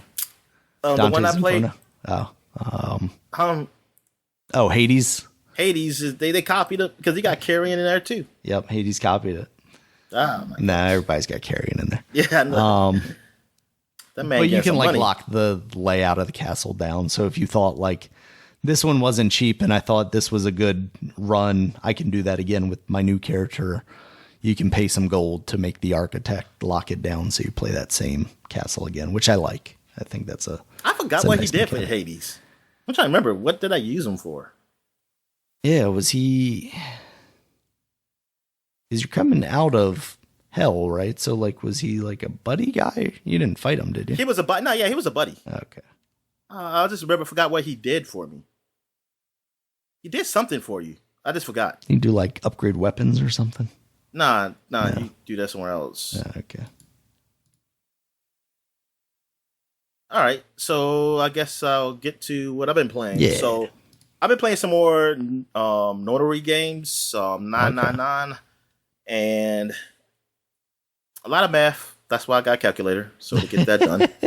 Even though I guess no Asians, they don't need calculators. Oh, so that's why this game was there. It's like, hey, this is for them. They don't need calculators for this. But we Americans do. Yes. So all right, so. Yeah, it's been going all right. It's getting to a point where now people are realizing like, oh, we might not all make it. So people are trying to figure out how to survive and stuff like that. But yeah, it's getting good. I got to a crossroads where like I had like 3 choices to make. I mean, I got to pick between 3 choices, and I think I picked one of them, but I kind of want to just play it. I saved that part because I was like, I don't want to go through this again and see what happens, because there's another choice that really hurts people. I mean, but it helps you out, but it hurts the rest of the group, and I'm curious to see what will be the results of that. But yeah, the game is cool. I like these kind of novel, what they call it? Like, I'm about to call it graphic novel. It's not graphic novel. It's damn, what the hell? It is something novel. Yes. I can't think of it right now. Electronic novel. I like these. No, but E-novel. Yeah, damn. I forgot what it was. But I like these type of games, man. And like the ones, they really give you choices and figure out these puzzles. I mean, yeah, these games are pretty good. Like it's very similar to Danganronpa, which Danganronpa 2 is up there now. Visual novel. Digital novel, yes. That's what it is. Visual novel. Like, yeah, Danganronpa. I guess Microsoft got to deal with like what they call. I don't know. It's not Sunsoft. I think maybe it's Sunsoft. I don't know. I forgot what the company is. It might be Sunsoft. Yeah. Yeah, that they must got to deal with them because they're getting their games up there. All right. I also play another game that just came out and is on Game Pass. Eiyuden Chronicle Rising. Okay. I don't. No, I'm going to see how do you pronounce this. I wish they had a better name, like for us Americans to say, but they seem to just don't care. They want us to butcher the name, so Yep. So I guess I'll just butcher it. All right, let me see. Speak to me, Google. Eiyuden, yeah, okay. So Eiyuden Rising, Chronicle Rising. It is a spiritual successor to a game that began with the S. Sudoku. Or Sudoku. I'll pronounce it. But yeah, Sudoku, which is like an RPG where they always talk about like 100 and something warriors, because that's like an actual thing, like a story. And is it Japanese or Chinese? It's Japanese, maybe, I believe. I forget. Yeah. You know what? I gotta look that up. I want to get this right. It was Chinese, but Sudoku's a role-playing game. Blah blah blah. Yes, Chinese. Yes, it is Chinese. Okay. It is a Chinese novel. The Water Margin. The 108 Stars of Destiny. Like the 108 protagonists. This is like a spiritual successor / prequel. This is a prequel to the game that's going to be coming out later, which I don't know when. But this is a prequel to that game. You only have 3 heroes. And it's like it seems like a basic RPG. It has that kind of 3D-ish, like the 2D kind of look, just like the games that's, just like the, what's it called? Project Triangle or Triangle something. Right. That game is called. And so it's similar. It has an almost similar look to that. And it kind of reminds me, but it's not so digital. It's more drawn, like Secret of Mana kind of look to me. And also it's an RPG, but it's a side-scrolling one where it's an action RPG too. It's not time-based. I mean, it's not like turn-based. So you're free. And I'm only at the very beginning. Now I know you get 3 characters. I guess you can switch. When I saw the preview, it looked like you could switch easily between 3 and do like some type of combo or something. You got special abilities to dodge, but it's all in 2D. How it was done.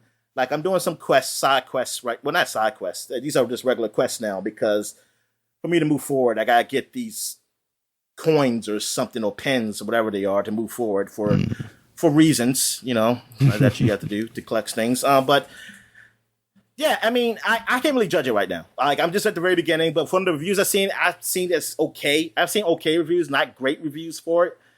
I've seen a couple bad reviews, but most of the reviews I've seen were kind of in like the 7 range, 7.5 range, that it's an okay game. So, I mean, I might try it a little bit longer. I only really tried it because it's new, and I want to put some video up. Because the game I'm really focusing on, I'm playing Trails of Cold Steel 4 again. I've been going through that, and I'm still at the beginning of that, because I still haven't seen the very main character yet. He's trapped somewhere. We're trying to find him to save him. I wonder how long this is going to be till I get to that point.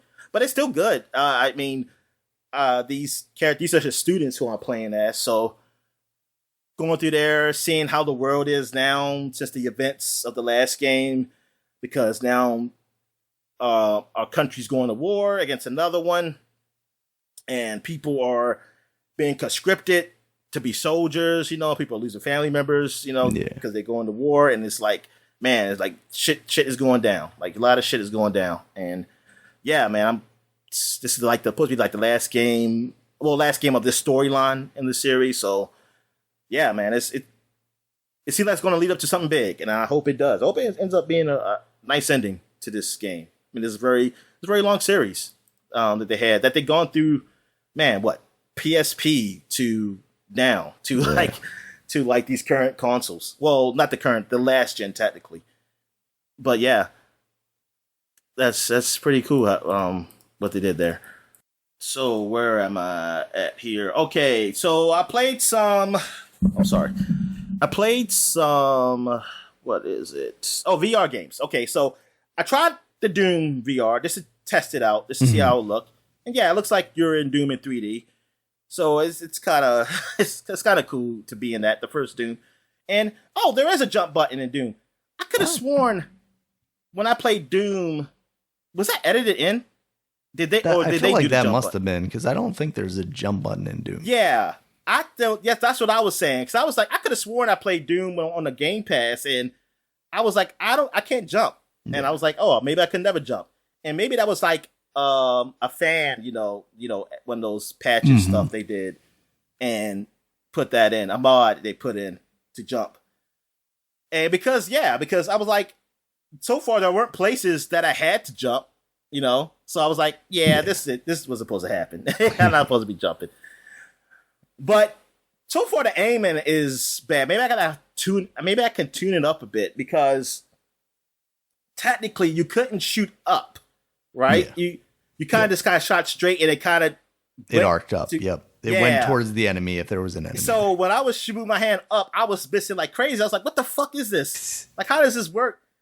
But then I think I eventually got him when I was just like shooting straight at the wall, and it kind of arched up a little bit. It was weird. I gotta see, how do you fix that, or do they have something to fix that, or I just have to get used to it. Yeah, that was the only problem, is that, like, 'cause I can't really arch up. But I just went through the first stage, really, and yeah, it's pretty neat. It's pretty neat to go through that world in a 3D space, man. Like in VR, it's cool. I play a little bit of Half-Life 2 and doing that, cool. And I figured out how to fix my height and everything. And yeah, I mean, that's neat too. I only played the tutorial area, so I haven't really got to a point where little head crabs got me and scared the shit out of me or anything. But I mean, it's neat. That's also a game. Like, it's really neat to be in VR a bit. I mean, this is cool that people have done this. Like, have put these games in, which gets you think, like, these companies should, like, if these people can just do this for free, these guys. Maybe pay these people to do it.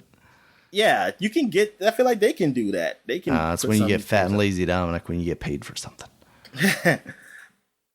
All right. I also played the Zombieland VR game. That's been, I don't know when it came out, but it's on the Quest. And it's different. It's like you don't use the joystick to move. It's one of the ones where you just look. You have to look at where you're supposed to go, and you zoom there. You don't use the zoom on the joystick.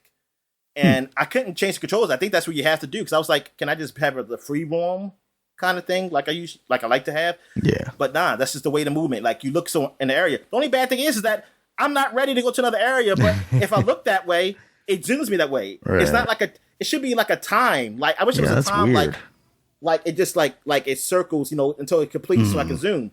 But like, while I was playing, it was like supposed to look at the door, but I was already looking that way. And I was like, I'm trying to load my weapon here. And then it's like, oh crap, I'm in the door, and then there's zombies coming at them. But yeah, headshots. If you get headshots, you kind of, time slows down, so it makes it easier to shoot the zombies. So you gotta keep ramming up headshots to keep time slow to get more points, like hitting zombies and getting more headshots. What else? I mean, I'm at the very beginning, so I only did like the first stage. You do have the characters from the game in here. Obviously, I don't think they're their voices. At least, I don't think they're, at least all of them. I'm not sure. Yeah. Maybe you could pay the little girl to do the voice. I don't know. But yeah, and there you like in this some rich guy's house. That's your hub world, and they talking to you and things of that nature. It's pretty funny. Yeah. Like I said, I only play a little bit of it so far. I'm having a good time with it though. I mean, it's all right. I kind of wish though it was free roaming, but I'll see. Maybe there is something I can do to say like, hey, slow down me moving to the next section where I can have time to look around or get myself together. And yeah, how you load weapons up, it's not easy like Robo Recall where you just go to the side, but it's a lot easier than games like Gun VR or some of the having to put the clip in and all that stuff. Yeah, exactly. You put the clip in, but you just jam it down to the clip, and that's it. Instead of you literally get your other hand to put the clip in and then to lock it, lock and load. Yeah. I was like, God, I hate those games. They did come with the easy mode, man. That's where like you don't have to go through that shit. I was like, come on, man, because I'm already panicking. That's already panicking. I try to shoot people, and then you got me like, oh crap, let me get my bullet together, get the clip in, do this. It's like, God damn. All right. So what else have I played? I also played some Captain Toonhead Action Tower Defense. Now, this is a new game that came out a couple weeks ago. And I don't know if this is from like a real cartoon or this is just a made up thing for VR. I have no idea. But it's a tower defense game. So you are this kid or young man, like you were a janitor on this ship with heroes, but I think you were like the janitor / mechanic on the ship. But the heroes, they put something in the microwave and they did it wrong and they all died from the radiation. And so now you have to be the hero to help this planet. And so since you kind of like maybe mechanical, somewhat genius, you make these crazy inventions and which you use for the tower defense stuff. So you can use to build it. And you can't really run around and shoot. You can kind of go to where a tower is built and stand and shoot the enemies, but the towers are shooting too. So you as you shoot, you get some cogs or whatever, and you use that as that's basically your money, your currency to build more tower defense stuff. So far, I mean, it's okay. It's okay game. It's not great or anything. I just played like a couple levels of it. It got to a point like it was like a giant T-Rex, and it took a lot of freaking hits to do. And you have to stop them from taking these cube things. That's the creatures of this planet. Because the people come, and if they get too close to capture them, but they have to walk all the way back. So you still have a chance to shoot them. And then when you kill them, there's a timer on the creature until they return back to, their former location. So you have to make sure they don't take them back out this other portal or something. At least on that stage, that's what it was. I guess maybe you can lose some and still get past the stage, but I didn't lose none. It was just the beginning, so it was pretty easy. Yeah. But yeah, I mean, it was an alright game. It was alright. The comedy is, I mean, it's kind of corny, but it's doable. I mean, it's not like freaking irritating or anything. But yeah, I'm trying to remember. Did I play anything else on VR besides the exercise and stuff? I did play a little bit of Pistol Whip. I played some more of that. There was one. I was doing a campaign, but the campaign is where you don't have any bullets in your gun. So you have to punch them. You have to punch people or dodge. You have to dodge or punch the guys that's like coming near you.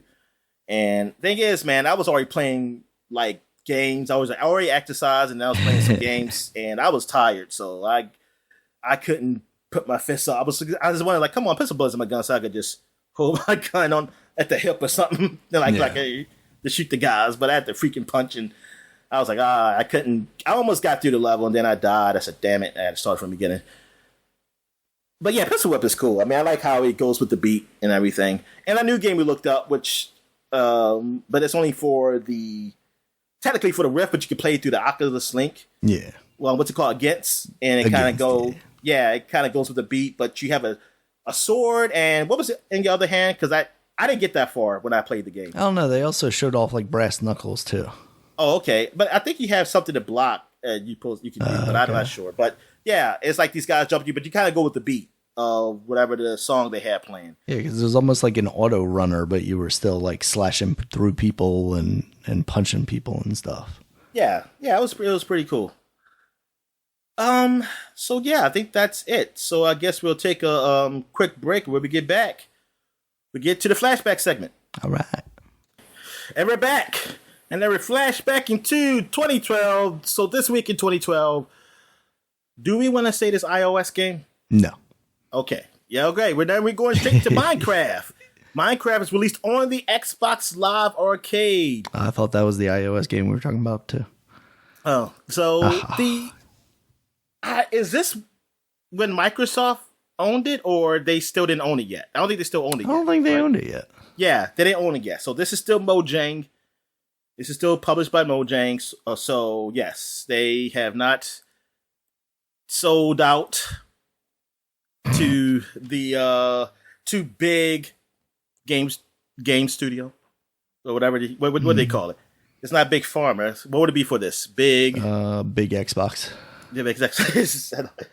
Yeah, they haven't sold out to them yet. Big console. So yeah, they just finally coming to the consoles though.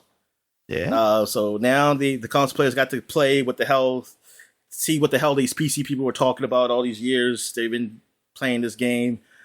I got to try out the game that this guy who at work, I remember him telling me and what's your friend name? Daniel. Who, Brooks? The Thor. Yes, Brooks.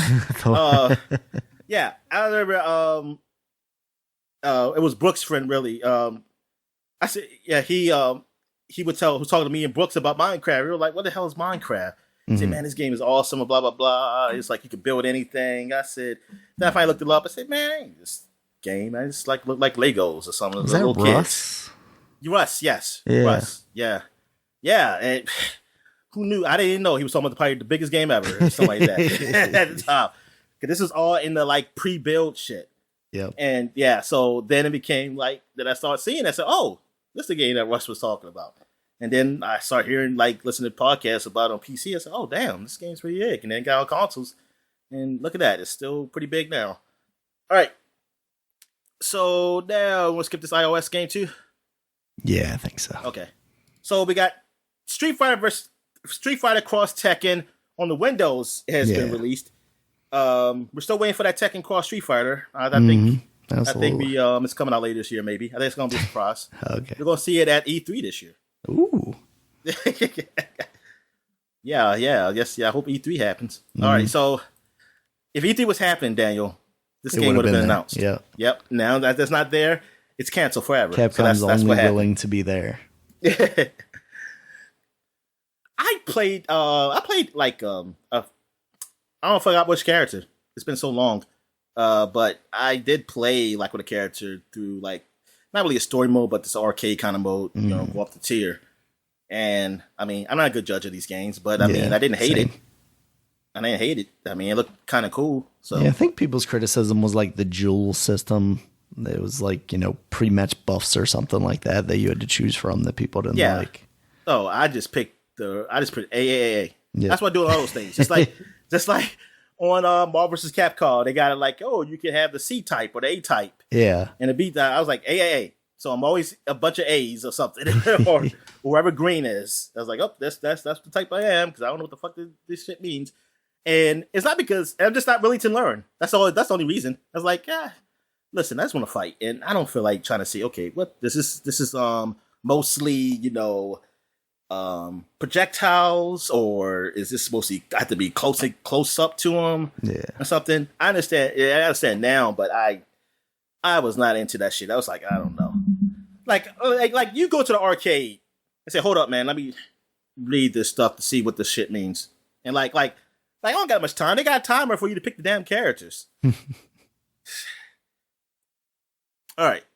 So what else we have here? Even though some of the arcades, they did have directions on the actual board, but nobody fucking reads. Who the fuck reads? We got PS Vita Soul Sacrifice. What is this, man? I was looking into what it actually was because I remember this being a relatively big game around the Souls game. Vita's launch. I thought that's what it was, or maybe like a Monster Hunter style thing. But it does look like Monster Hunter if I'm doing it, yeah. Yeah, everything that I'm reading doesn't necessarily say that, but it's like a third-person action game. Oh, it's actually better than Souls, they say. It didn't get bad. It got good reviews, though. It got 77 out of 100 on Metacritic. Yeah, it was definitely one of the games around the Vita's launch that people, had high praise for. It's a third-person perspective. The player character is a sorcerer who relives another sorcerer's memories through a journal. The character can be customized in various options and can change throughout the game. Does it have black hair, though? If it doesn't have black hair, Daniel. No, Dominic. It's coming from Japan. It does not. I think, what game was I playing? It was fairly new. And I just could not find a good hairstyle for the black person I had. I'm trying to think. Okay, look at the games I played. All right, so I played this game. Was it Zombieland? No, Zombieland, you choose just the color of your hand. Oh, it's a game I played that I just didn't write up here. I can't. You sure it's not Doom? No, it's not Doom. It's not Doom. Yeah, I remember because I remember I was customizing a guy, and I was like, okay, let me pick his hair, and I was like, all I see is a fro. I was like, they don't have nothing for like these like cut shape up or something. It's like, you gotta be kidding me. Sounds like it could have been Zombieland because like the main dude has a fro kind of, so they would have just been like, this will work for black people too. Hold up, let me. Damn that! See, Daniel, I gotta see it because I know I played this game. Let me see. Maybe it was an Xbox PC game. I know it wasn't on. I don't think it's on Game Pass. And I'm tired of seeing orange people, but white people with orange fros. I'm tired of that shit. Because I don't see that a lot in real life. I'm like, why is it always in fucking video games I see that shit? Is that a California thing? Is that West Coast thing? Maybe that's why I don't see it over here. Yeah, because their hair gets dry over there, so it gets curly. Ah, yeah, that's right. Yeah, there's too much moisture in there over here for that. All right, let me see. Okay, was this Mormons? It definitely was a Trek to Yuma. Damn, what game did I fucking play? Because I definitely remember customizing myself. Maybe it was an Xbox Game Pass. I just don't remember trying out. Xbox. Okay, that took a long time. Oh, Steep. That's what it was. Oh. Of course. Yes. Because Steep is leaving the Xbox Game Pass. It's an old Ubisoft game where you fall down mountains. And gracefully on snowboards. You're on a snowboard. Well, I fall down. But wingsuit is snowboard. But yeah, I was creating my character, and it just didn't have that many options for people who are Black Americans or Black in general, I guess I should say. Because I was like, damn. Even I think the cornrow stuff was kind of horrible. I was like, how dare they? How dare they, those bastards? But that was early game. Maybe Riders Republic is so much better. That's what they focused on there. Yeah. So where I'm at here, I am at what is this? Akai Katana? Yeah, I don't know what that is. I don't know either. I don't like that cover. It's a it looks bullet too hell lovey-dovey. shooter. And I can't understand the words on the cover. I don't think this is an American cover. No, I don't think so. It's a Japanese game. It looks like a side-scrolling, it's like a almost Super Nintendo kind of looking game. A shooter. It got a decent score. 75 out of 100. Destroy Toy gave it a 9 out of 10. Wow. Yeah, it's one of those bullet hell shooters, so it's one of those good ones. Made and developed. Developed by Cave. As you know, Cave is the people who did Cave Story. And I just made that up. I don't know none of these games they made I'm looking at now. I've probably seen them before. These are all, they make games that I can't pronounce. Except for this one, Steep Slope Sliders. I can pronounce that one. All right. So what else we have here? We got Battleship. Is this based off the movie? Oh God, I can only hope so. Yeah, we got the scores like a movie. It got like 38 out of 100 on Metacritic for the 360. Yes, it was, Dominic, based on the movie. Oh yeah, Activision too. Did you see Activision down? They could come up. This is why they had to sell out, Dominic. Yeah, Microsoft can do Battleship 2 now. Did they have the Rihanna license? The Rihanna license. Yeah, they got some bad scores. The highest score I see is the Metacritic is 55 out of 100 on Wii and 3DS. So the Wii controllers must helped out with that, and the 3D effects helped out with the 3DS. And Nintendo World gave the 3DS, the 3DS version 5, but the Wii version got 6 out of 10. They sold out, Daniel.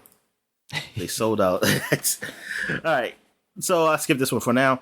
Game of Thrones game came out. This is what Game of Thrones was still like in its early season and on HBO. And they probably got some suckers to go get this game, and then they realized, oh my God, this is horrible. This game, where am I? Oh, here it is. It's basically like a RPG-ish, action role-playing game. It has a very long cutscene in the beginning because you don't get to play until a while, apparently, when I was looking at this video. And it supposedly takes place around the time. Who do you play as? You play as two characters, Alistair Soric and Morris Westford. Now, I don't know if they're real characters, but from the book or the show, I don't remember them from the show. Alistair, a knight, was an heir of Soric, a lordly house under Lannister, but has fled to Essos, 15 years before, being traumatized by the unspecified event at the end of Robert's rebellion. And blah, blah, blah, yada, yada, yada. And so that's the East version of Westeros, right? Yeah. East roast and Westeros. Does this spoil the ending? So I want to see what happens. The game has 4 possible endings. Oh. You got one where Alistair survives, sends the babies to Essos, and confronts the queen, whereupon he is dragged away for a quick execution. Alistair survives, gives the baby to the queen, and inherits Riverspring, but is depressed and contemplates suicide. Which one's better? I guess the execution one. Morris, there's a theme here. Morris survives, sends the baby to Essos, and returns to the wall, regularly executing deserters and becoming highly jaded. And the last one, Morris survives and deserts the Night's Watch, hoping to raise the baby Essos himself as sworn brothers confront him at Westford Cabin. I guess they kill him, probably. These no winning. There's no good ending, I'm going to say, for this game.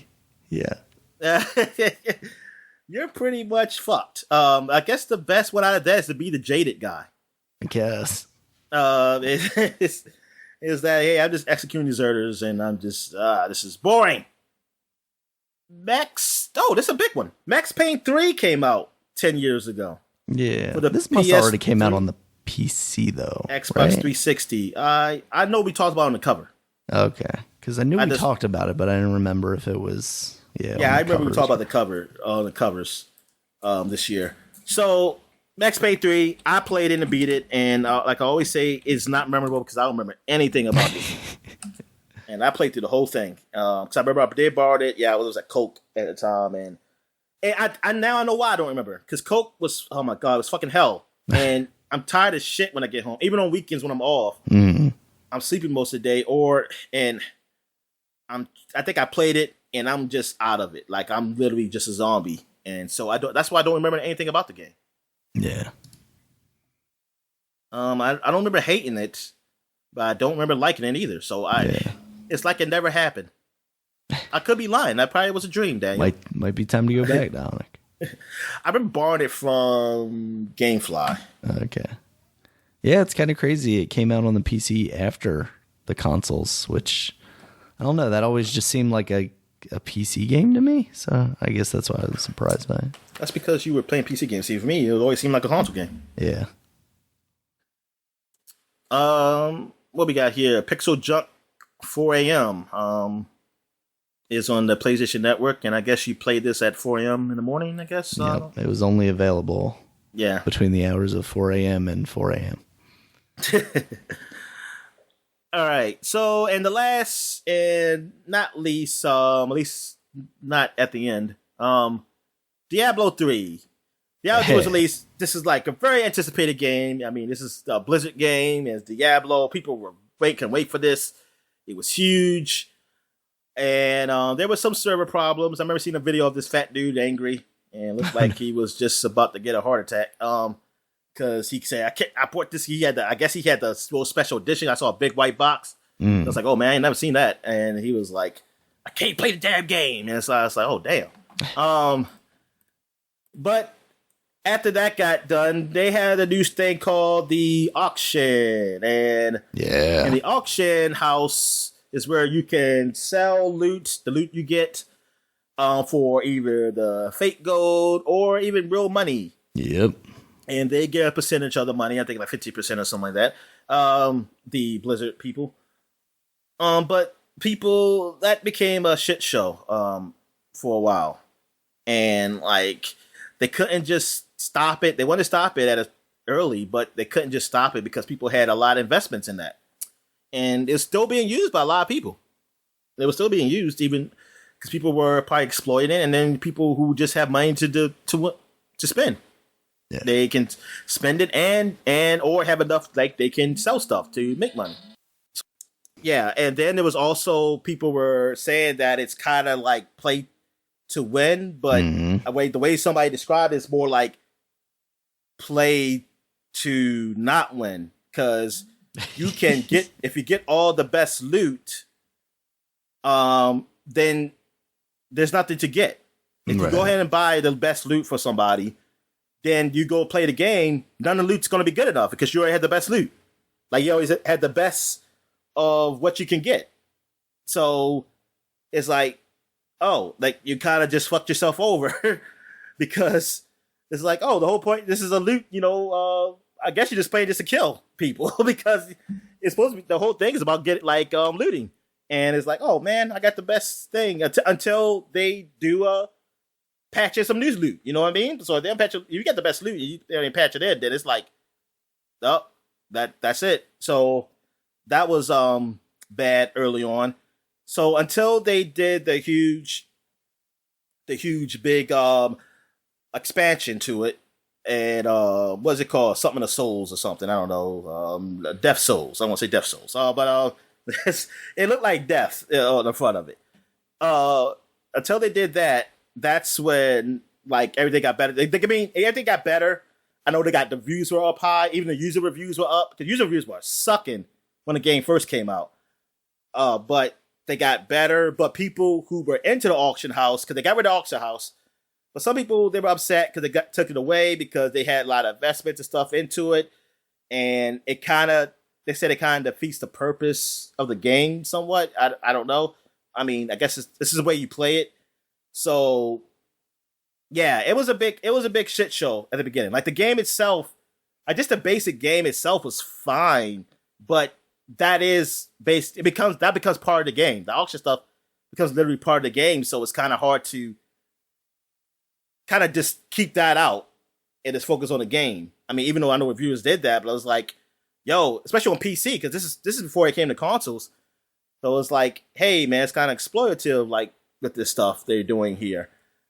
And hopefully they learn a lot from that. And with the Diablo 4 coming up, I'm wondering what they're going to do.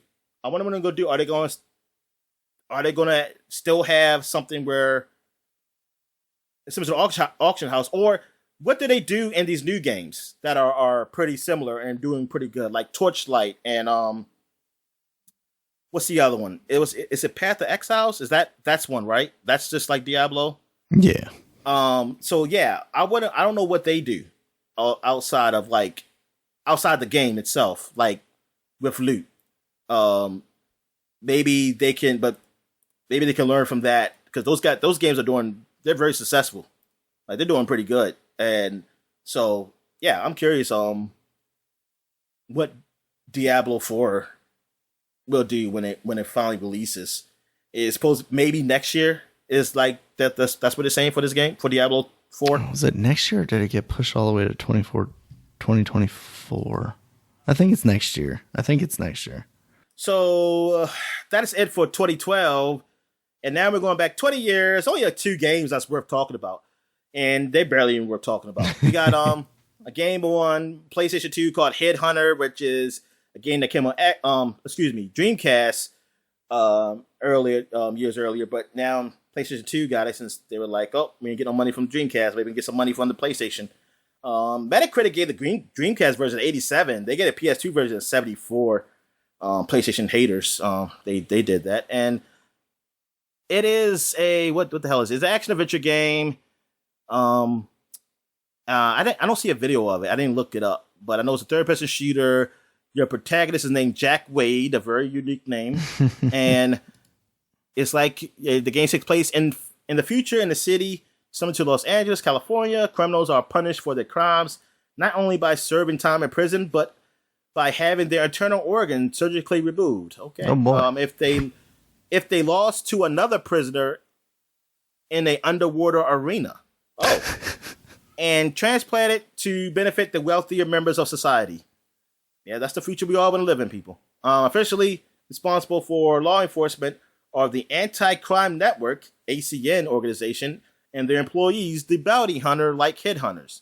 In order to prevent damage occurring to the criminals' organs as they are apprehended, conventional firearms have been banned, replacing by electric neural projectile, or EMP guns, that fire special bullets which do not damage the flesh. Okay, am I against? So I'm okay with this, with the organs thing. Am I part of them? You're perpetrating the organs thing. Because with Jack, okay, the game begins with Jack Wade escaping from a secret laboratory. Okay, I was about to say. I was like, I thought I was the headhunter. I was like, oh shit. But soon after going outside, he faints and falls unconscious. He wakes up in the hospital and learns that he is suffering from amnesia, and that although he was once the very best headhunter, his license has now been revoked in order to investigate the murder of an ACN founder, Christopher Stern, blah, blah, blah. Okay, it's got a conspiracy theory thing going on here. So yeah, I mean, I think it's a decent game. I mean, it got 74 PlayStation 2, but it got really good scores on Dreamcast. Mm-hmm. So yeah, Headhunter also got a sequel, Headhunter Redemption.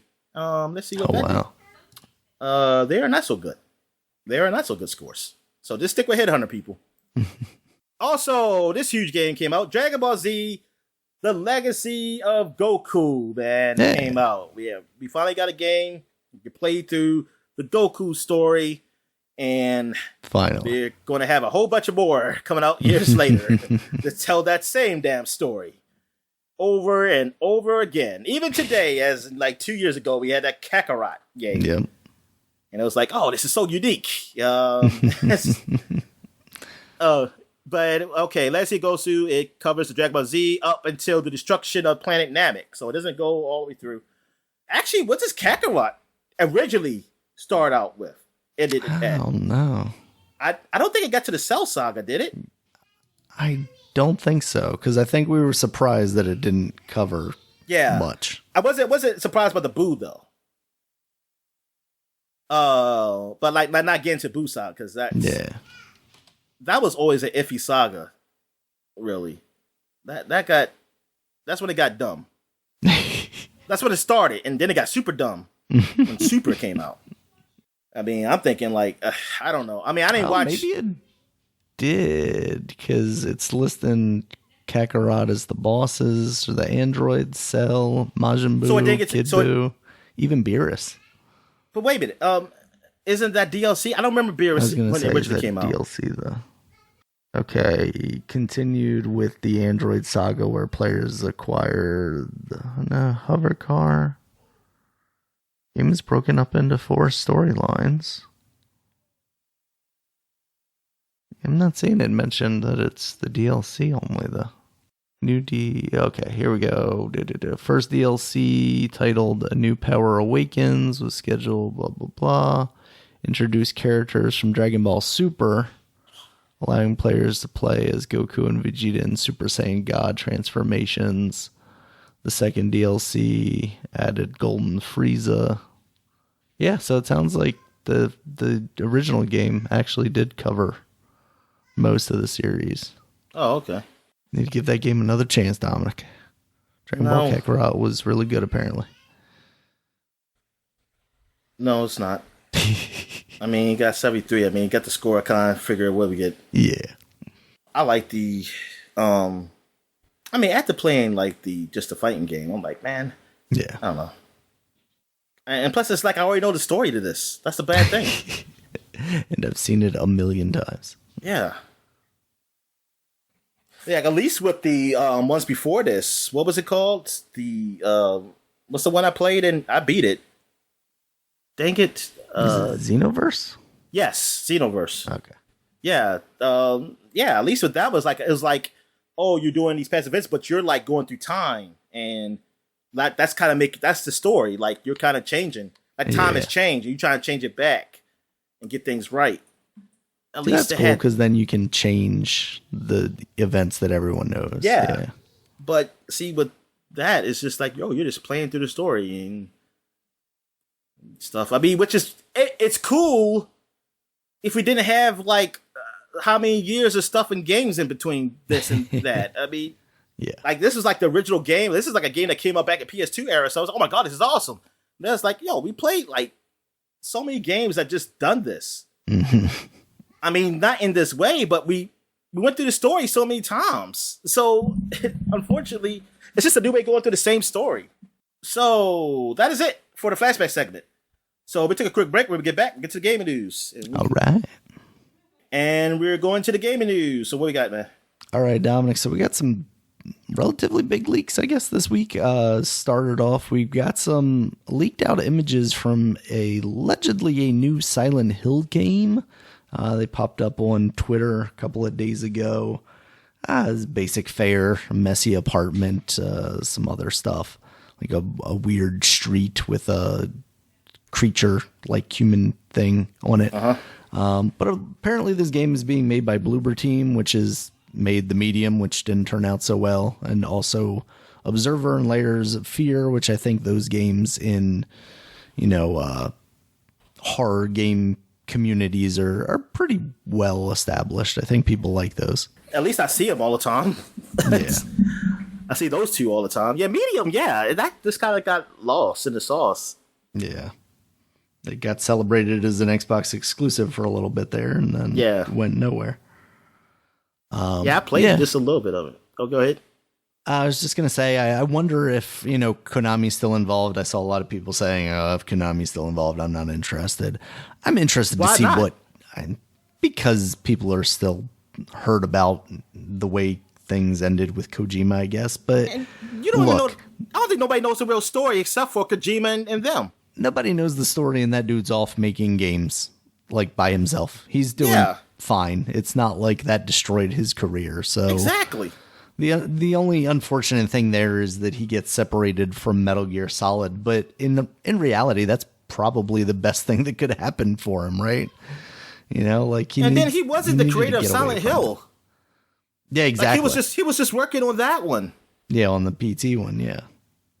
So that really has nothing to do with him. But yeah, so we'll see. I mean, that's the thing is like, I'm glad if this is what is happening, they're getting an experienced horror game developer to work on this. They aren't just trying to do it in-house, which seems like, they haven't been really putting out quality product. They haven't really been putting out products at all, really. Yeah, they have. They put out the collections. Yes, and NFTs. I also saw some the rumors Contra collection. Yes. Did they have a Castlevania collection? Yes. Yeah, they had like the anniversary. And they had the Mega Man collections. Yeah. And that is Capcom, so I don't know why you said that. Honestly, those two companies should just merge, right? Like. But yeah, they had Contra and Castlevania. What's the Castlevania collection? It didn't have everything, right? Did they have? Or was it separate? Did they have everything in one bundle, or they was separated? I don't think they've had everything. I mean, the most recent thing they did was the Game Boy, Advance one on the Switch. Oh, okay. That was just all the Game Boy Advance ones? That's what it was? Plus it had like Rondo of Blood or something. Like it had one of the Super Nintendo before that, right? Or something. But that was the other ones? Yeah. Okay, but so that yeah. also didn't have everything. It's weird. Because there's like some offshoot games, I think. Then they have the Xbox 360 one. The Xbox 360 and PS2 definitely did not have that one, the multiplayer one. That's the one that say Hideo Kojima. Yes. Which I don't know how much he was, and I want to know how much he was a part of that, because that game was actually pretty good. I forgot about those. The God of War like ones, right? Yeah, I didn't play the second one though, but the first one was pretty good. It had Patrick Stewart in it, didn't it? Yes. Doing the voice. That's funny. That's crazy. Yeah. A little more for this. I saw some people speculating that Sony was involved in funding this. Is that a big get for Sony, or do you think maybe Konami just wouldn't even make a Silent Hill game if they weren't getting money from somebody to do it? Is it a big get? No, I just felt like people just buy it up there anyway. Yeah. But it's good for them if they can get somebody to help pay for it. Yeah. I mean, Silent Hill is. I don't think it's a loss. But like this, I don't think it's a loss for Xbox. It's unfortunate that they can't have it, but I don't feel like that's like a deal breaker or nothing. And maybe it could still come to PC, hopefully.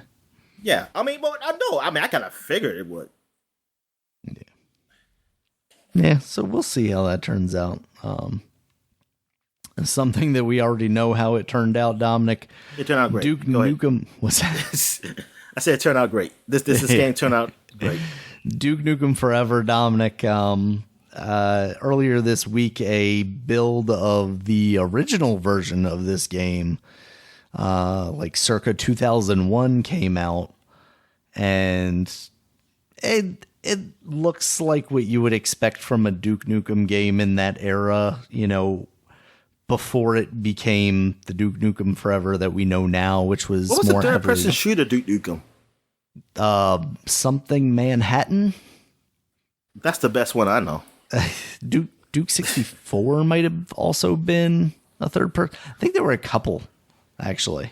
I got thinking that shit was Duke Nukem Forever for a while. Yeah, because there was a trailer that came out like 2001 for Duke Nukem Forever, and that's when everybody was like, oh my goodness. And it was still relevant, sort of ish. And then, yeah, by the time that game came out, like 2013 or something like that? Much later, you know, it had become more. What's that? I think I played some of that, and yeah, I remember you. I didn't get far because it was awful. I just wanted to see it, how bad it was. I was like, yeah, this is real bad.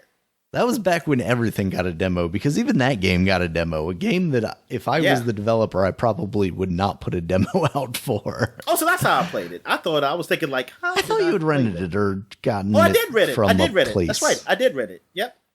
Yeah. I did it. Yep. And I played it, and it was hard. Yeah, it was a bad game. It's a bad game. Yeah. I mean, even for me, who I love Duke 3D. I saw the back potential, in the day. though, of it to be an even worse game. so they actually did a good job. Thank you, Randy Pitchford. I just think that they just luckily fell into just being as bad as it is now. Just being it's below adequate. It could have been awful. Yeah. I think it was awful. Sucks. I think it was awful. Oh, okay. But Not it could have been like maybe. it could have like made your eyes. It didn't make your eyes bleed. It could have physically made you ill. Yeah. It didn't do that. It's really sad what ended up happening with that game, and that franchise just doesn't exist anymore. I think there was talks of like John Cena playing Duke Nukem in a movie at some point relatively recently, but like why? Yeah, exactly. It's like they don't need to. That should have.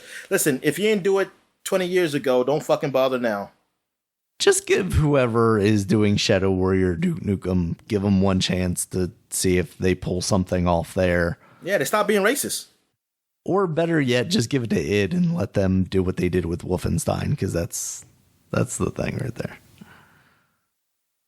I'm trying to think what Duke Nukem or what they did with Bulletstorm. Yeah, people can fly. Bulletstorm. But Bulletstorm was cheesy, but they leaned into it in a way that I think they got that it was a joke instead of Duke Nukem, where it's this dude spouting off manly lines because he thinks he's manly, right? Like, yeah, it just got to do it in a jokey way. It has to be a joke. Yeah, you gotta be in on the joke. You gotta know that Duke Nukem is not the guy that you want to be in the story. Yeah. You got to know that this guy's spouting off. Like, that's how Serious Sam seemed to work. Mm-hmm. It seemed to work for me. The last one I played. Not the newest one, but the one before that one. Yeah. It was on Game Pass. Even though the newest one was on Game Pass too, but it was the one before. Yeah. That was on Game Pass. Yeah. So that is out there. If you look hard enough, I'm sure you can find it. It sounds like it's not, like feature complete or anything. It just sounds like there are some levels that are available and it's kind of a playground. You can check it out. It's interesting time capsule. One of the interesting things I saw from watching it is just like it harkens back to the old days when you could carry every gun in the game, which is one of the things that got changed in the update to Duke Nukem Forever.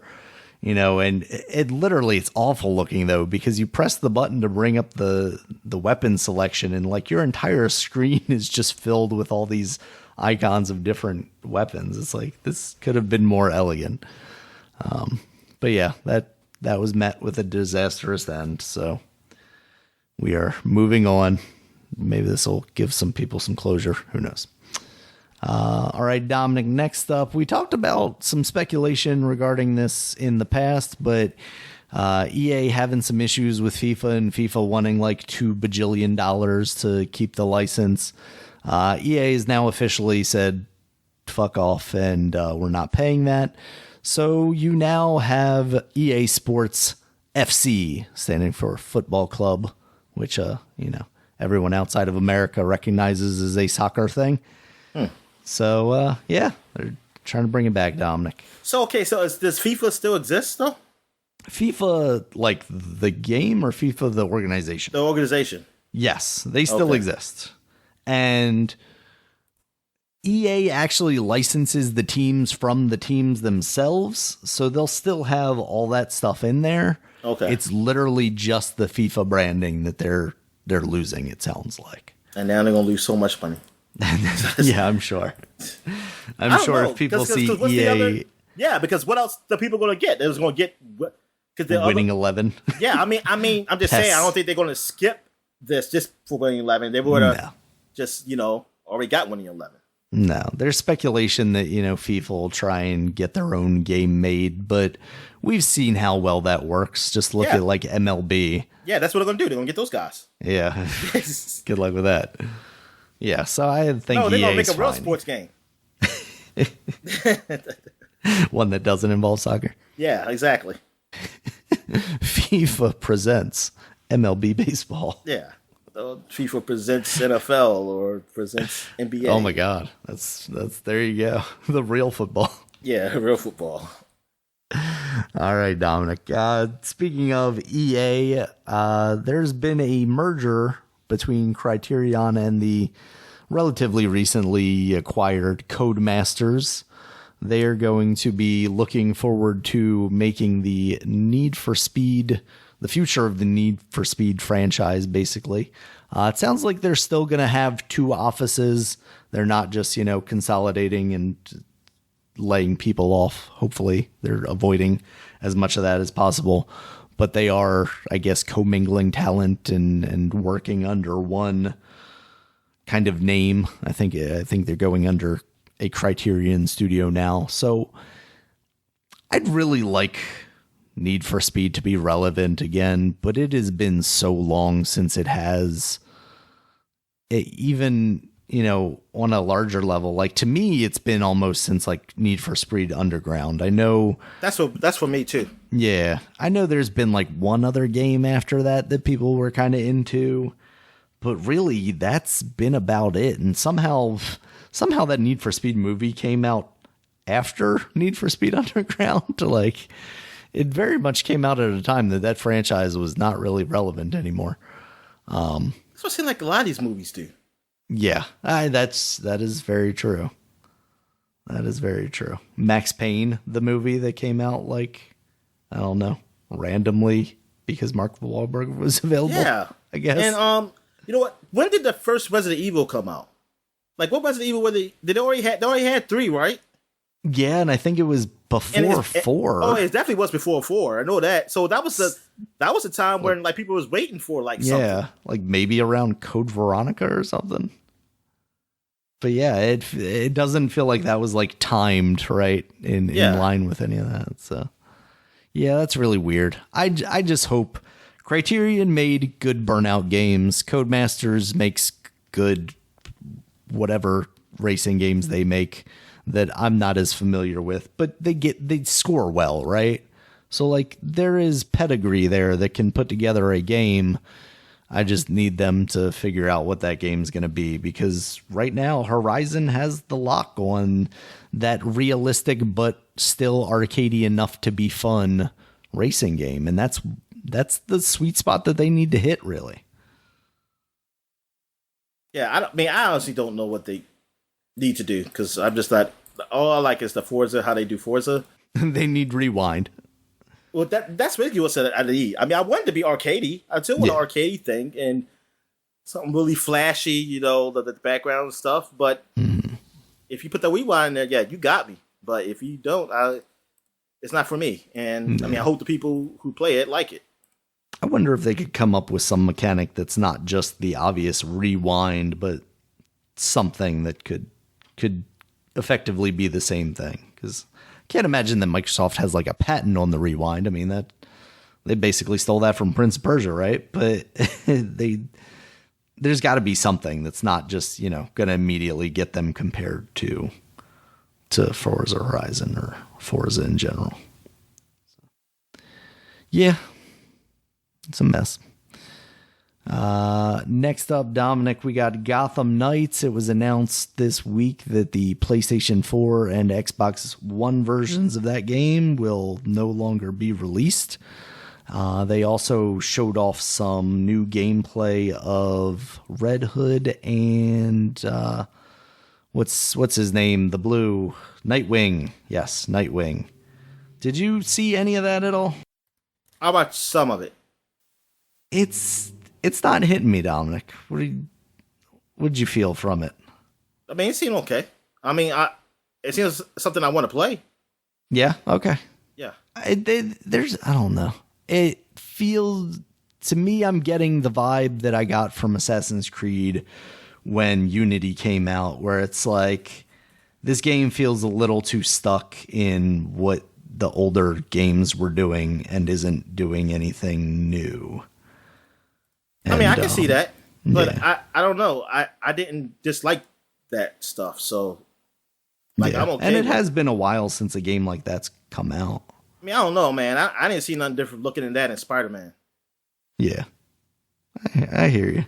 I mean, I don't. I mean, graphically, it doesn't look as good. I think here's the thing that sticks out between like Spider-Man and that to me is just the livelihood of the city. Like there's nobody on the streets really outside of criminals, and you have small batches of criminals. I wish they could do something about that, as in like just make it a city, man. Yeah, it very much feels like this is Batman's playground, and obviously you're not going to have like as many people out at night, but it very much that's just bullshit. feels... It's Gotham is bigger than like New York and DC. Like Gotham's the biggest city in America. So that's like, there are people out there. So it would be then, yeah. Yeah. Lively. Gotcha. Yeah, I mean, that's what I would like to see out of one of these games. And I guess what I'm missing out of the gameplay that they showed is what I liked about those old Batman games was a lot of it was the stealth stuff and just kind of like trying to puzzle out how I'm going to approach rooms, basically. I mean, especially in Asylum, it's like, okay, I'm going to go after this guy. I'm going to pull him up onto the thing. But if I get seen, I can jump down on this guy. I like the closed-in areas more than open world.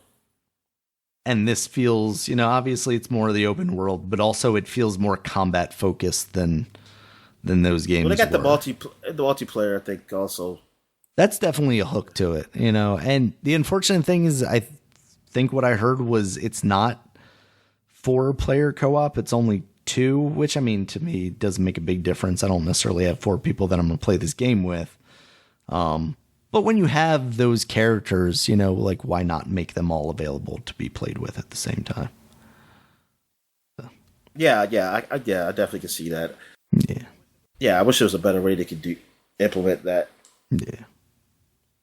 But are you? I mean, obviously, you're probably a little disappointed that there's not going to be older gen versions since you don't have one of the new consoles yet. But I don't know if I was going to get it for the older gen. I think I'm at the part where, like, if it's not running well, like if it was an older gen and it still ran like baby Arkham Knight, then yeah, I'll get it. But if it just looks like it doesn't really run that well, then I wouldn't get it, and I'll just be like, I'll wait, and then I wouldn't just play it at launch. Yeah, it's because, like, before we started recording, you were telling me at this point, like, if you buy a game for the current Xbox, you want to be able to stream it at Xbox Series X levels, like you do with basically most of the games you play now. Yeah, I need Xbox to get to the point where they can just it's not just Game Pass games on stream. Like, you can get games that you can actually buy. Yeah, it's your entire library. Yeah. Whether it be, you know, ones you're borrowing from Game Pass or that you bought. Absolutely. Definitely agree with that. All right, Dominic, next up we got a release date for the Dead Space remake. It is going to be coming out January 27th next year. Was that the last time? I think the first one came out in January, didn't it? Let's see, Dead Space 1, that was October. I thought it was a Dead Space that came out. Space 2.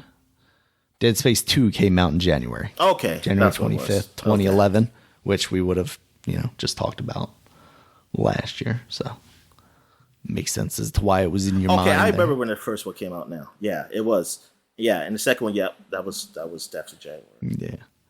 I mean, it's looking good. They had a stream the other day where they showed off a very little bit of the gameplay, but they were kind of going through the art and assets, you know, in the game engine, moving around the environments, just showing off stuff and character models. And it definitely looks good. I mean, I just don't know if it's a game that I'm interested in revisiting. Like, I feel like we played 3 recent enough that I'm like, I'm good on Dead Space right now. That was the bad one, though, dang it.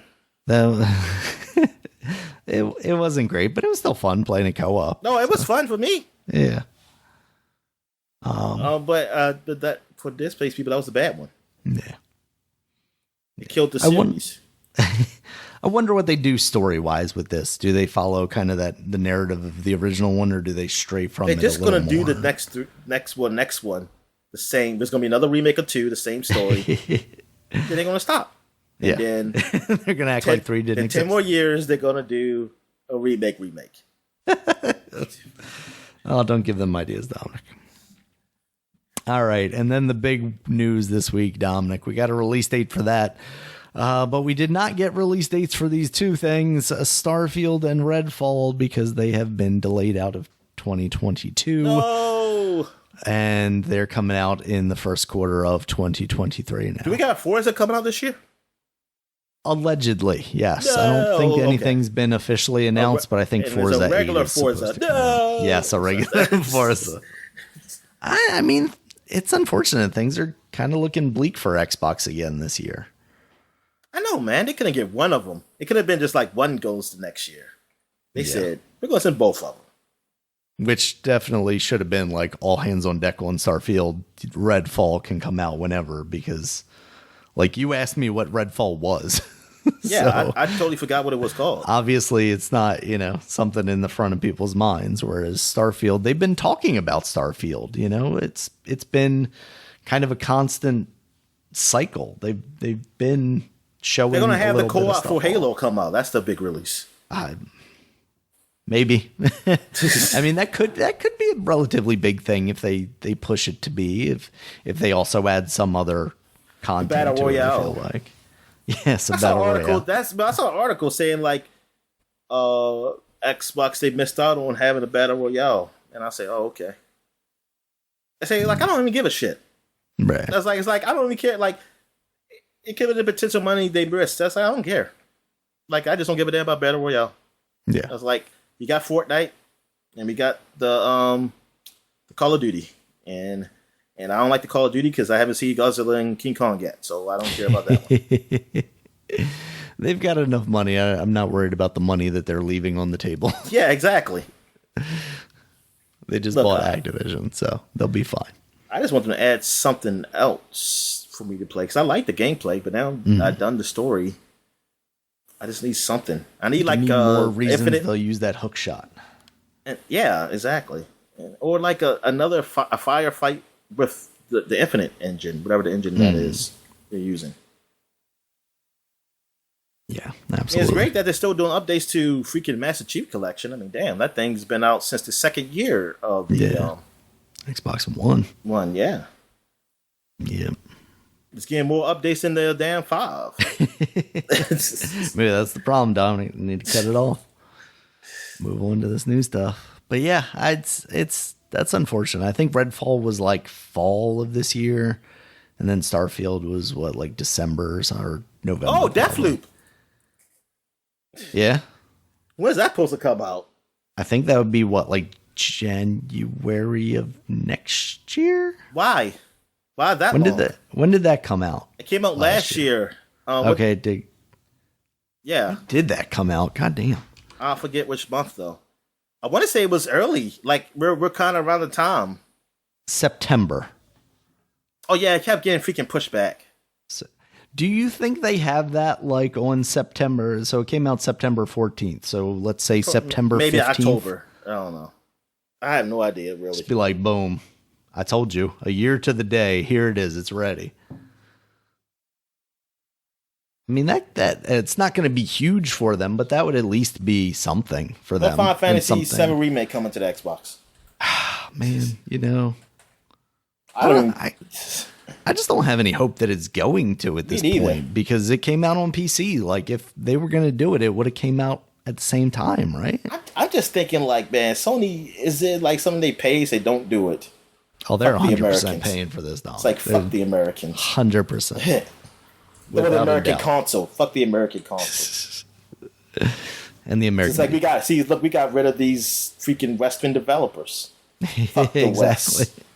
Well, that was some more news, but it wasn't really news. But they had their investor call this week, and like some of the news out of that was like Square Enix talking about wanting to expand studios and start new studios and stuff, and everybody's like, but you just sold off all these. It's like, yeah, but they weren't making what we wanted.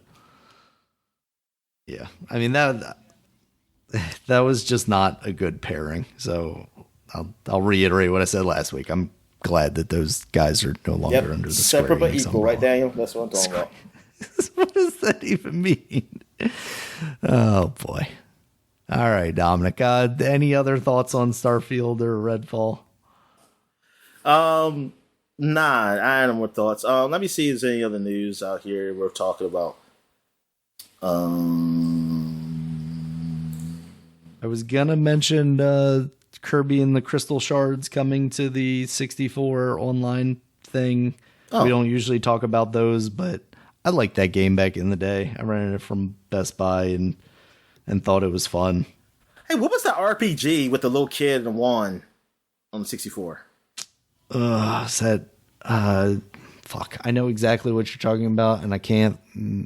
It's not Mystic Quest Goemon. That was. It is something one. Quest though. Yeah, Quest 64, I think. Yeah. That was stupid. Quest 64.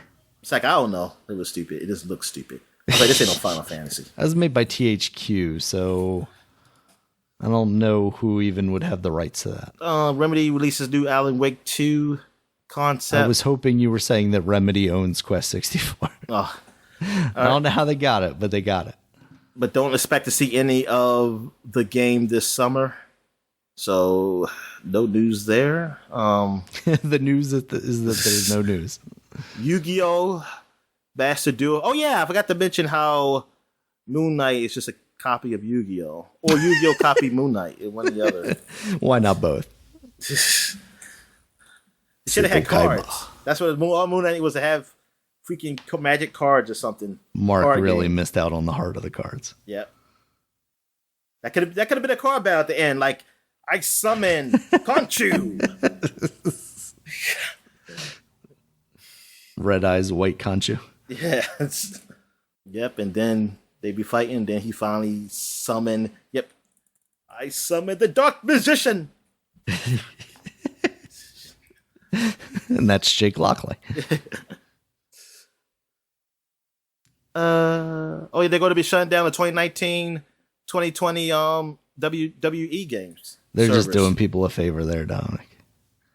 Stephanie McMahon did mention on the earnings call that they're working with somebody to make a WWE RPG, and that could be fun. It's for the phones, Daniel. That would be less fun. There was actually an article about EA and making a new RPG for Lord of the Rings. Oh yeah, but then I saw the word mobile in it, and I said, "Nope, not talking about that." I just saw that. Oh yeah, I did watch Halo. I did watch the latest Halo, which is episode 8. I watched episode latest 7. One's the one everybody's talking about. Yeah, episode 8 wasn't that great because it wasn't really focused on Master Chief. It was focused on the other guys. I was like, that's the storylines I don't want to see. And then you got a whole damn episode. Even though I like the black guy who's like not finished Spartan, I guess you can say, because he escaped. Is that at all similar to Locke's story, or was that just something completely different? No, that's something different. Okay. Locke is just one of those new age Spartans where they were they don't wear helmets. They weren't kidnapped. Okay. They weren't kidnapped. They were kidnapped and given like clone babies to the parents, and then the clone babies I said baby, well, not babies, but clone children. They would die in like months or a year or something. Oh my god. Yeah, they say it was a disease while they stole their real children. Holy shit. It's for the good of humanity. That's what Palsy said. I'm sure. This is for the progression of humanity, which I still never understood what the progression was. I didn't understand. So we're supposed to all progress to be 7 feet tall, over 7 feet tall, and it's like the Navi, Dominic. The Halo story and the Avatar story are not too dissimilar. All right, so I guess I don't see nothing else. I wish they bring Hearthstone to the consoles. Maybe Xbox can do that. Maybe Microsoft when they. I'm still shocked that game never made it to the Switch. Yeah, that's the obvious one. Although, I mean, I guess it's so online focused, it makes sense that it's more on phones, and it, ended up there. So they're just like, why would we put it on that thing when everybody's got a phone, right? Yeah. Damn, I mean, look, a lot of people like playing on their phones, man. I just don't. Yeah. I do not. I need a controller in my hand. I need buttons. I was looking, they had one of the deal websites I saw the other day had the Razer Kashi or whatever, the thing that clips on either side of your phone and is an Xbox controller basically. But I was like, I'm never going to have that when I just want to whip out my phone and play some Game Pass or something. Like I'd have to plan around having that with me at all times. Exactly. Or I'm just going to be using it at home, and if I was using it at home, I would just use something else. Didn't make sense. All right, Dominic, is that it? Getting the new releases then? Yeah, we get a new release. All right. One new release that I forgot last week was Rift Tracks the Game. This is out now on the PC, Nintendo Switch, PS4, and Xbox One. And if you're familiar with Jackbox and that style of party game, that's kind of what it is, but with a Rift Tracks kind of spin on it. You play a clip, you listen to the thing, and then you create some funny stuff to say. Oh man, that's cool, man. Yeah. Do they still in the game, just like in their shows, always say, "Hey, like if you got this anywhere but our website, please donate." Do they say about the game, like, "Hey, if you got this anywhere but from the PlayStation, Nintendo Switch, or PS4, Xbox, or store, or Steam, or whatever, please donate." I don't know, but I would love for you to find out, Dominic. Yeah, so it seems like it's all right. So I'm glad that turned out okay. You know, they partner with those Jackbox guys. They always say that at the end of their freaking movies. Oh, every movie I watch, they always say at the end, if you got this anywhere else, please donate. I hate to break it to you, Dominic, but that only comes up if you pirated the thing. Oh. You just outed yourself. No, I'm kidding. That would be funny though if they upload the versions themselves to the websites. They're like, look, we just want people to interact with our stuff. Because they say it on the Twitch ones. Yeah. All right, we got that. We also have Soundfall. This is, and I think they did even say, I'm sorry. I think they even did say Twitch on one of them. But I was like, some of the older ones don't. So I would think like, oh no, am I supposed to pay for this? I have donated my Twitch Prime sub to them at least one time. So, I did. Yeah, I did it quite a few times because I just want to see the commercials while I'm watching their damn things. Because it only pauses the show. It just it freaking interrupts it. Yep. Yeah. Twitch ads are like some of the worst ads I've seen on the internet. It should box. It should be like a box ad, like they have the picture-in-picture thing, you know, and then show it, man. Because I'm like, come on, man. Yeah, because the whole thing is that someone is live streaming, which means I am missing out on, and I guess that's kind of the whole point, right? I'm missing out on something, so therefore, they want me to pay for the thing and are forcing me more. But you know what? Maybe I will support the commercials too. Maybe I'm gonna support them, Daniel. I mean, they gotta make money too. Never support them. Never click on that Dr. Squatch ad. You will not get me to spend $8 on a bar of soap. All right. Next up, Dominic, we got Soundfall. This is out now on PC, Nintendo Switch, PS4, PS5, Xbox One, and Xbox Series consoles. Soundfall, what is that? It's a dungeon crawler, but it uses music. It's almost like the what is that one called? Why am I blanking? The Hyrule Warriors, Hyrule game did it? Yeah, that one. I was trying to think of the original one that was based on. But yeah, that a similar concept, basically. Like you're moving and shooting. I think this one's more shooting based on the beat. Or attacking, I should say, because some people are melee, some people have ranged attacks. But it seems pretty cool. It's also got up to 4-player co-op, so that's neat. And we also have Mini Motorways. This is now out on the Nintendo Switch. The Necrodancer. Yes. Crypt of the Necrodancer. Crypt of the Necrodancer. Thank you. Exactly. Yep. So that seems pretty cool. Mini Motorways. This is basically like a puzzle solving strategy type thing, because it's basically like you got this town, it's got traffic, you need to draw roads to make the traffic work, and then it gets busier. Can you like drive roads over like a cliff or something? Maybe. I didn't see any of that sort of violence in the trailers that I saw. It's not violent. It's not violent if you look away. Yeah, I think they would probably, because it seems like if you have an unfinished road, they would just maybe turn around, make a little U, because they don't have any like. Yeah, I see water. You might can do that. You might be able to drop them in the water. Yeah. Just knock the bridge out from underneath them. Why do you want to torture these little people, Dominic? Because I'm a god. Up to you as their savior. I'm a god, and you can do that. Oh my God, religion makes so much more sense now. God is just a petty person, Dominic. Oh yeah, we were born in. It says it in the Bible. Yeah, he's angry over some stupidest shit ever. All right, it's like, bitch, you gave me free will. What the fuck? All right, then the last one we got, Dominic. Evil Dead, the game. That's out now on PC, Nintendo Switch, PS4, PS5. Yeah, I've been seeing some people play it. Xbox It looks One and Series X. Yeah, it looks like a better version of Friday the 13th. Because it seems okay. It looks. Because I like that it's actual environment. Other like NPCs that you can fight. You know. Mm-hmm. So it's still environment stuff you fight, even though it might be P versus P. I can't tell. I didn't see him fight nobody though in this Twitch thing. I just saw a lot of just P versus E kind of stuff. I didn't see any people.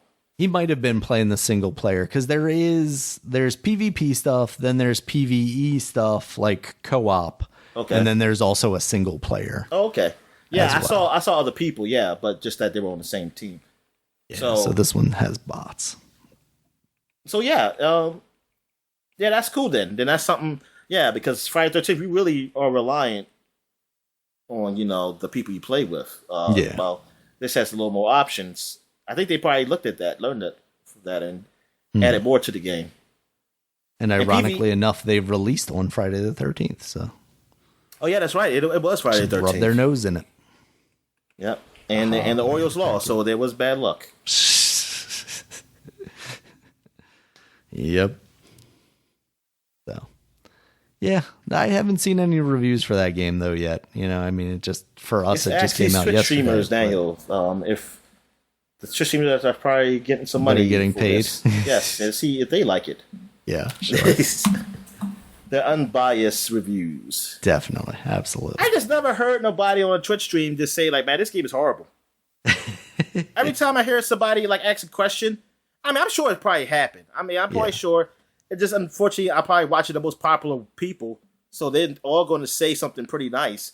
And like every time somebody asks, "Hey, is this game good?" I say, "Hey, I like it." Even a game that was bad reviews says, "I can see a lot of bad reviews of this game, but I think it's okay." I was like, "Damn."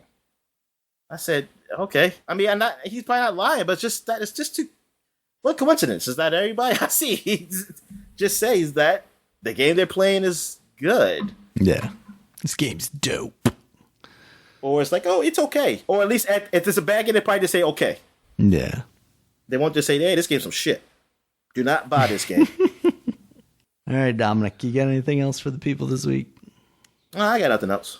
All right. Thank you guys as always for listening. You can check us out on Twitter. Dominic is at DStallworth5. I'm at RegulusMB. The podcast is at Superpod. SUPAPOD. Your man Dan's Gaming playing Path of Exile. We were just talking about that. Yeah. I am playing Path of Exile. It's secretly my account on. I've got an avatar that looks sort of like me, but not quite. It's like character creator me. Bald white guy with glasses. I assume he has glasses. Does he have glasses? Yes, he's wearing. Actually, he does. This is the first time I've really seen him wearing them. I mean, he's had one before, but this is the first time I've seen him live wearing them. And it looks like too many like reflections. I guess he didn't get a haircut, or I thought he was bald, but I guess he just let his hair grow. Oh, he got some of that some Rogaine. Good for him. He got that keeps or money for men or whatever. Oh yeah, that. Yeah, he probably got that. Yeah. All right, where were we? Let's see. Yes, please, you can find us superpod.com. That's the website. It has links to all the places you can find us, including YouTube, where there's a video version of this podcast, as well as iTunes, Stitcher, Google Podcasts, Spotify, and all the places that you get your podcasts. And until next time, guys, we'll talk to you later. All right, see ya.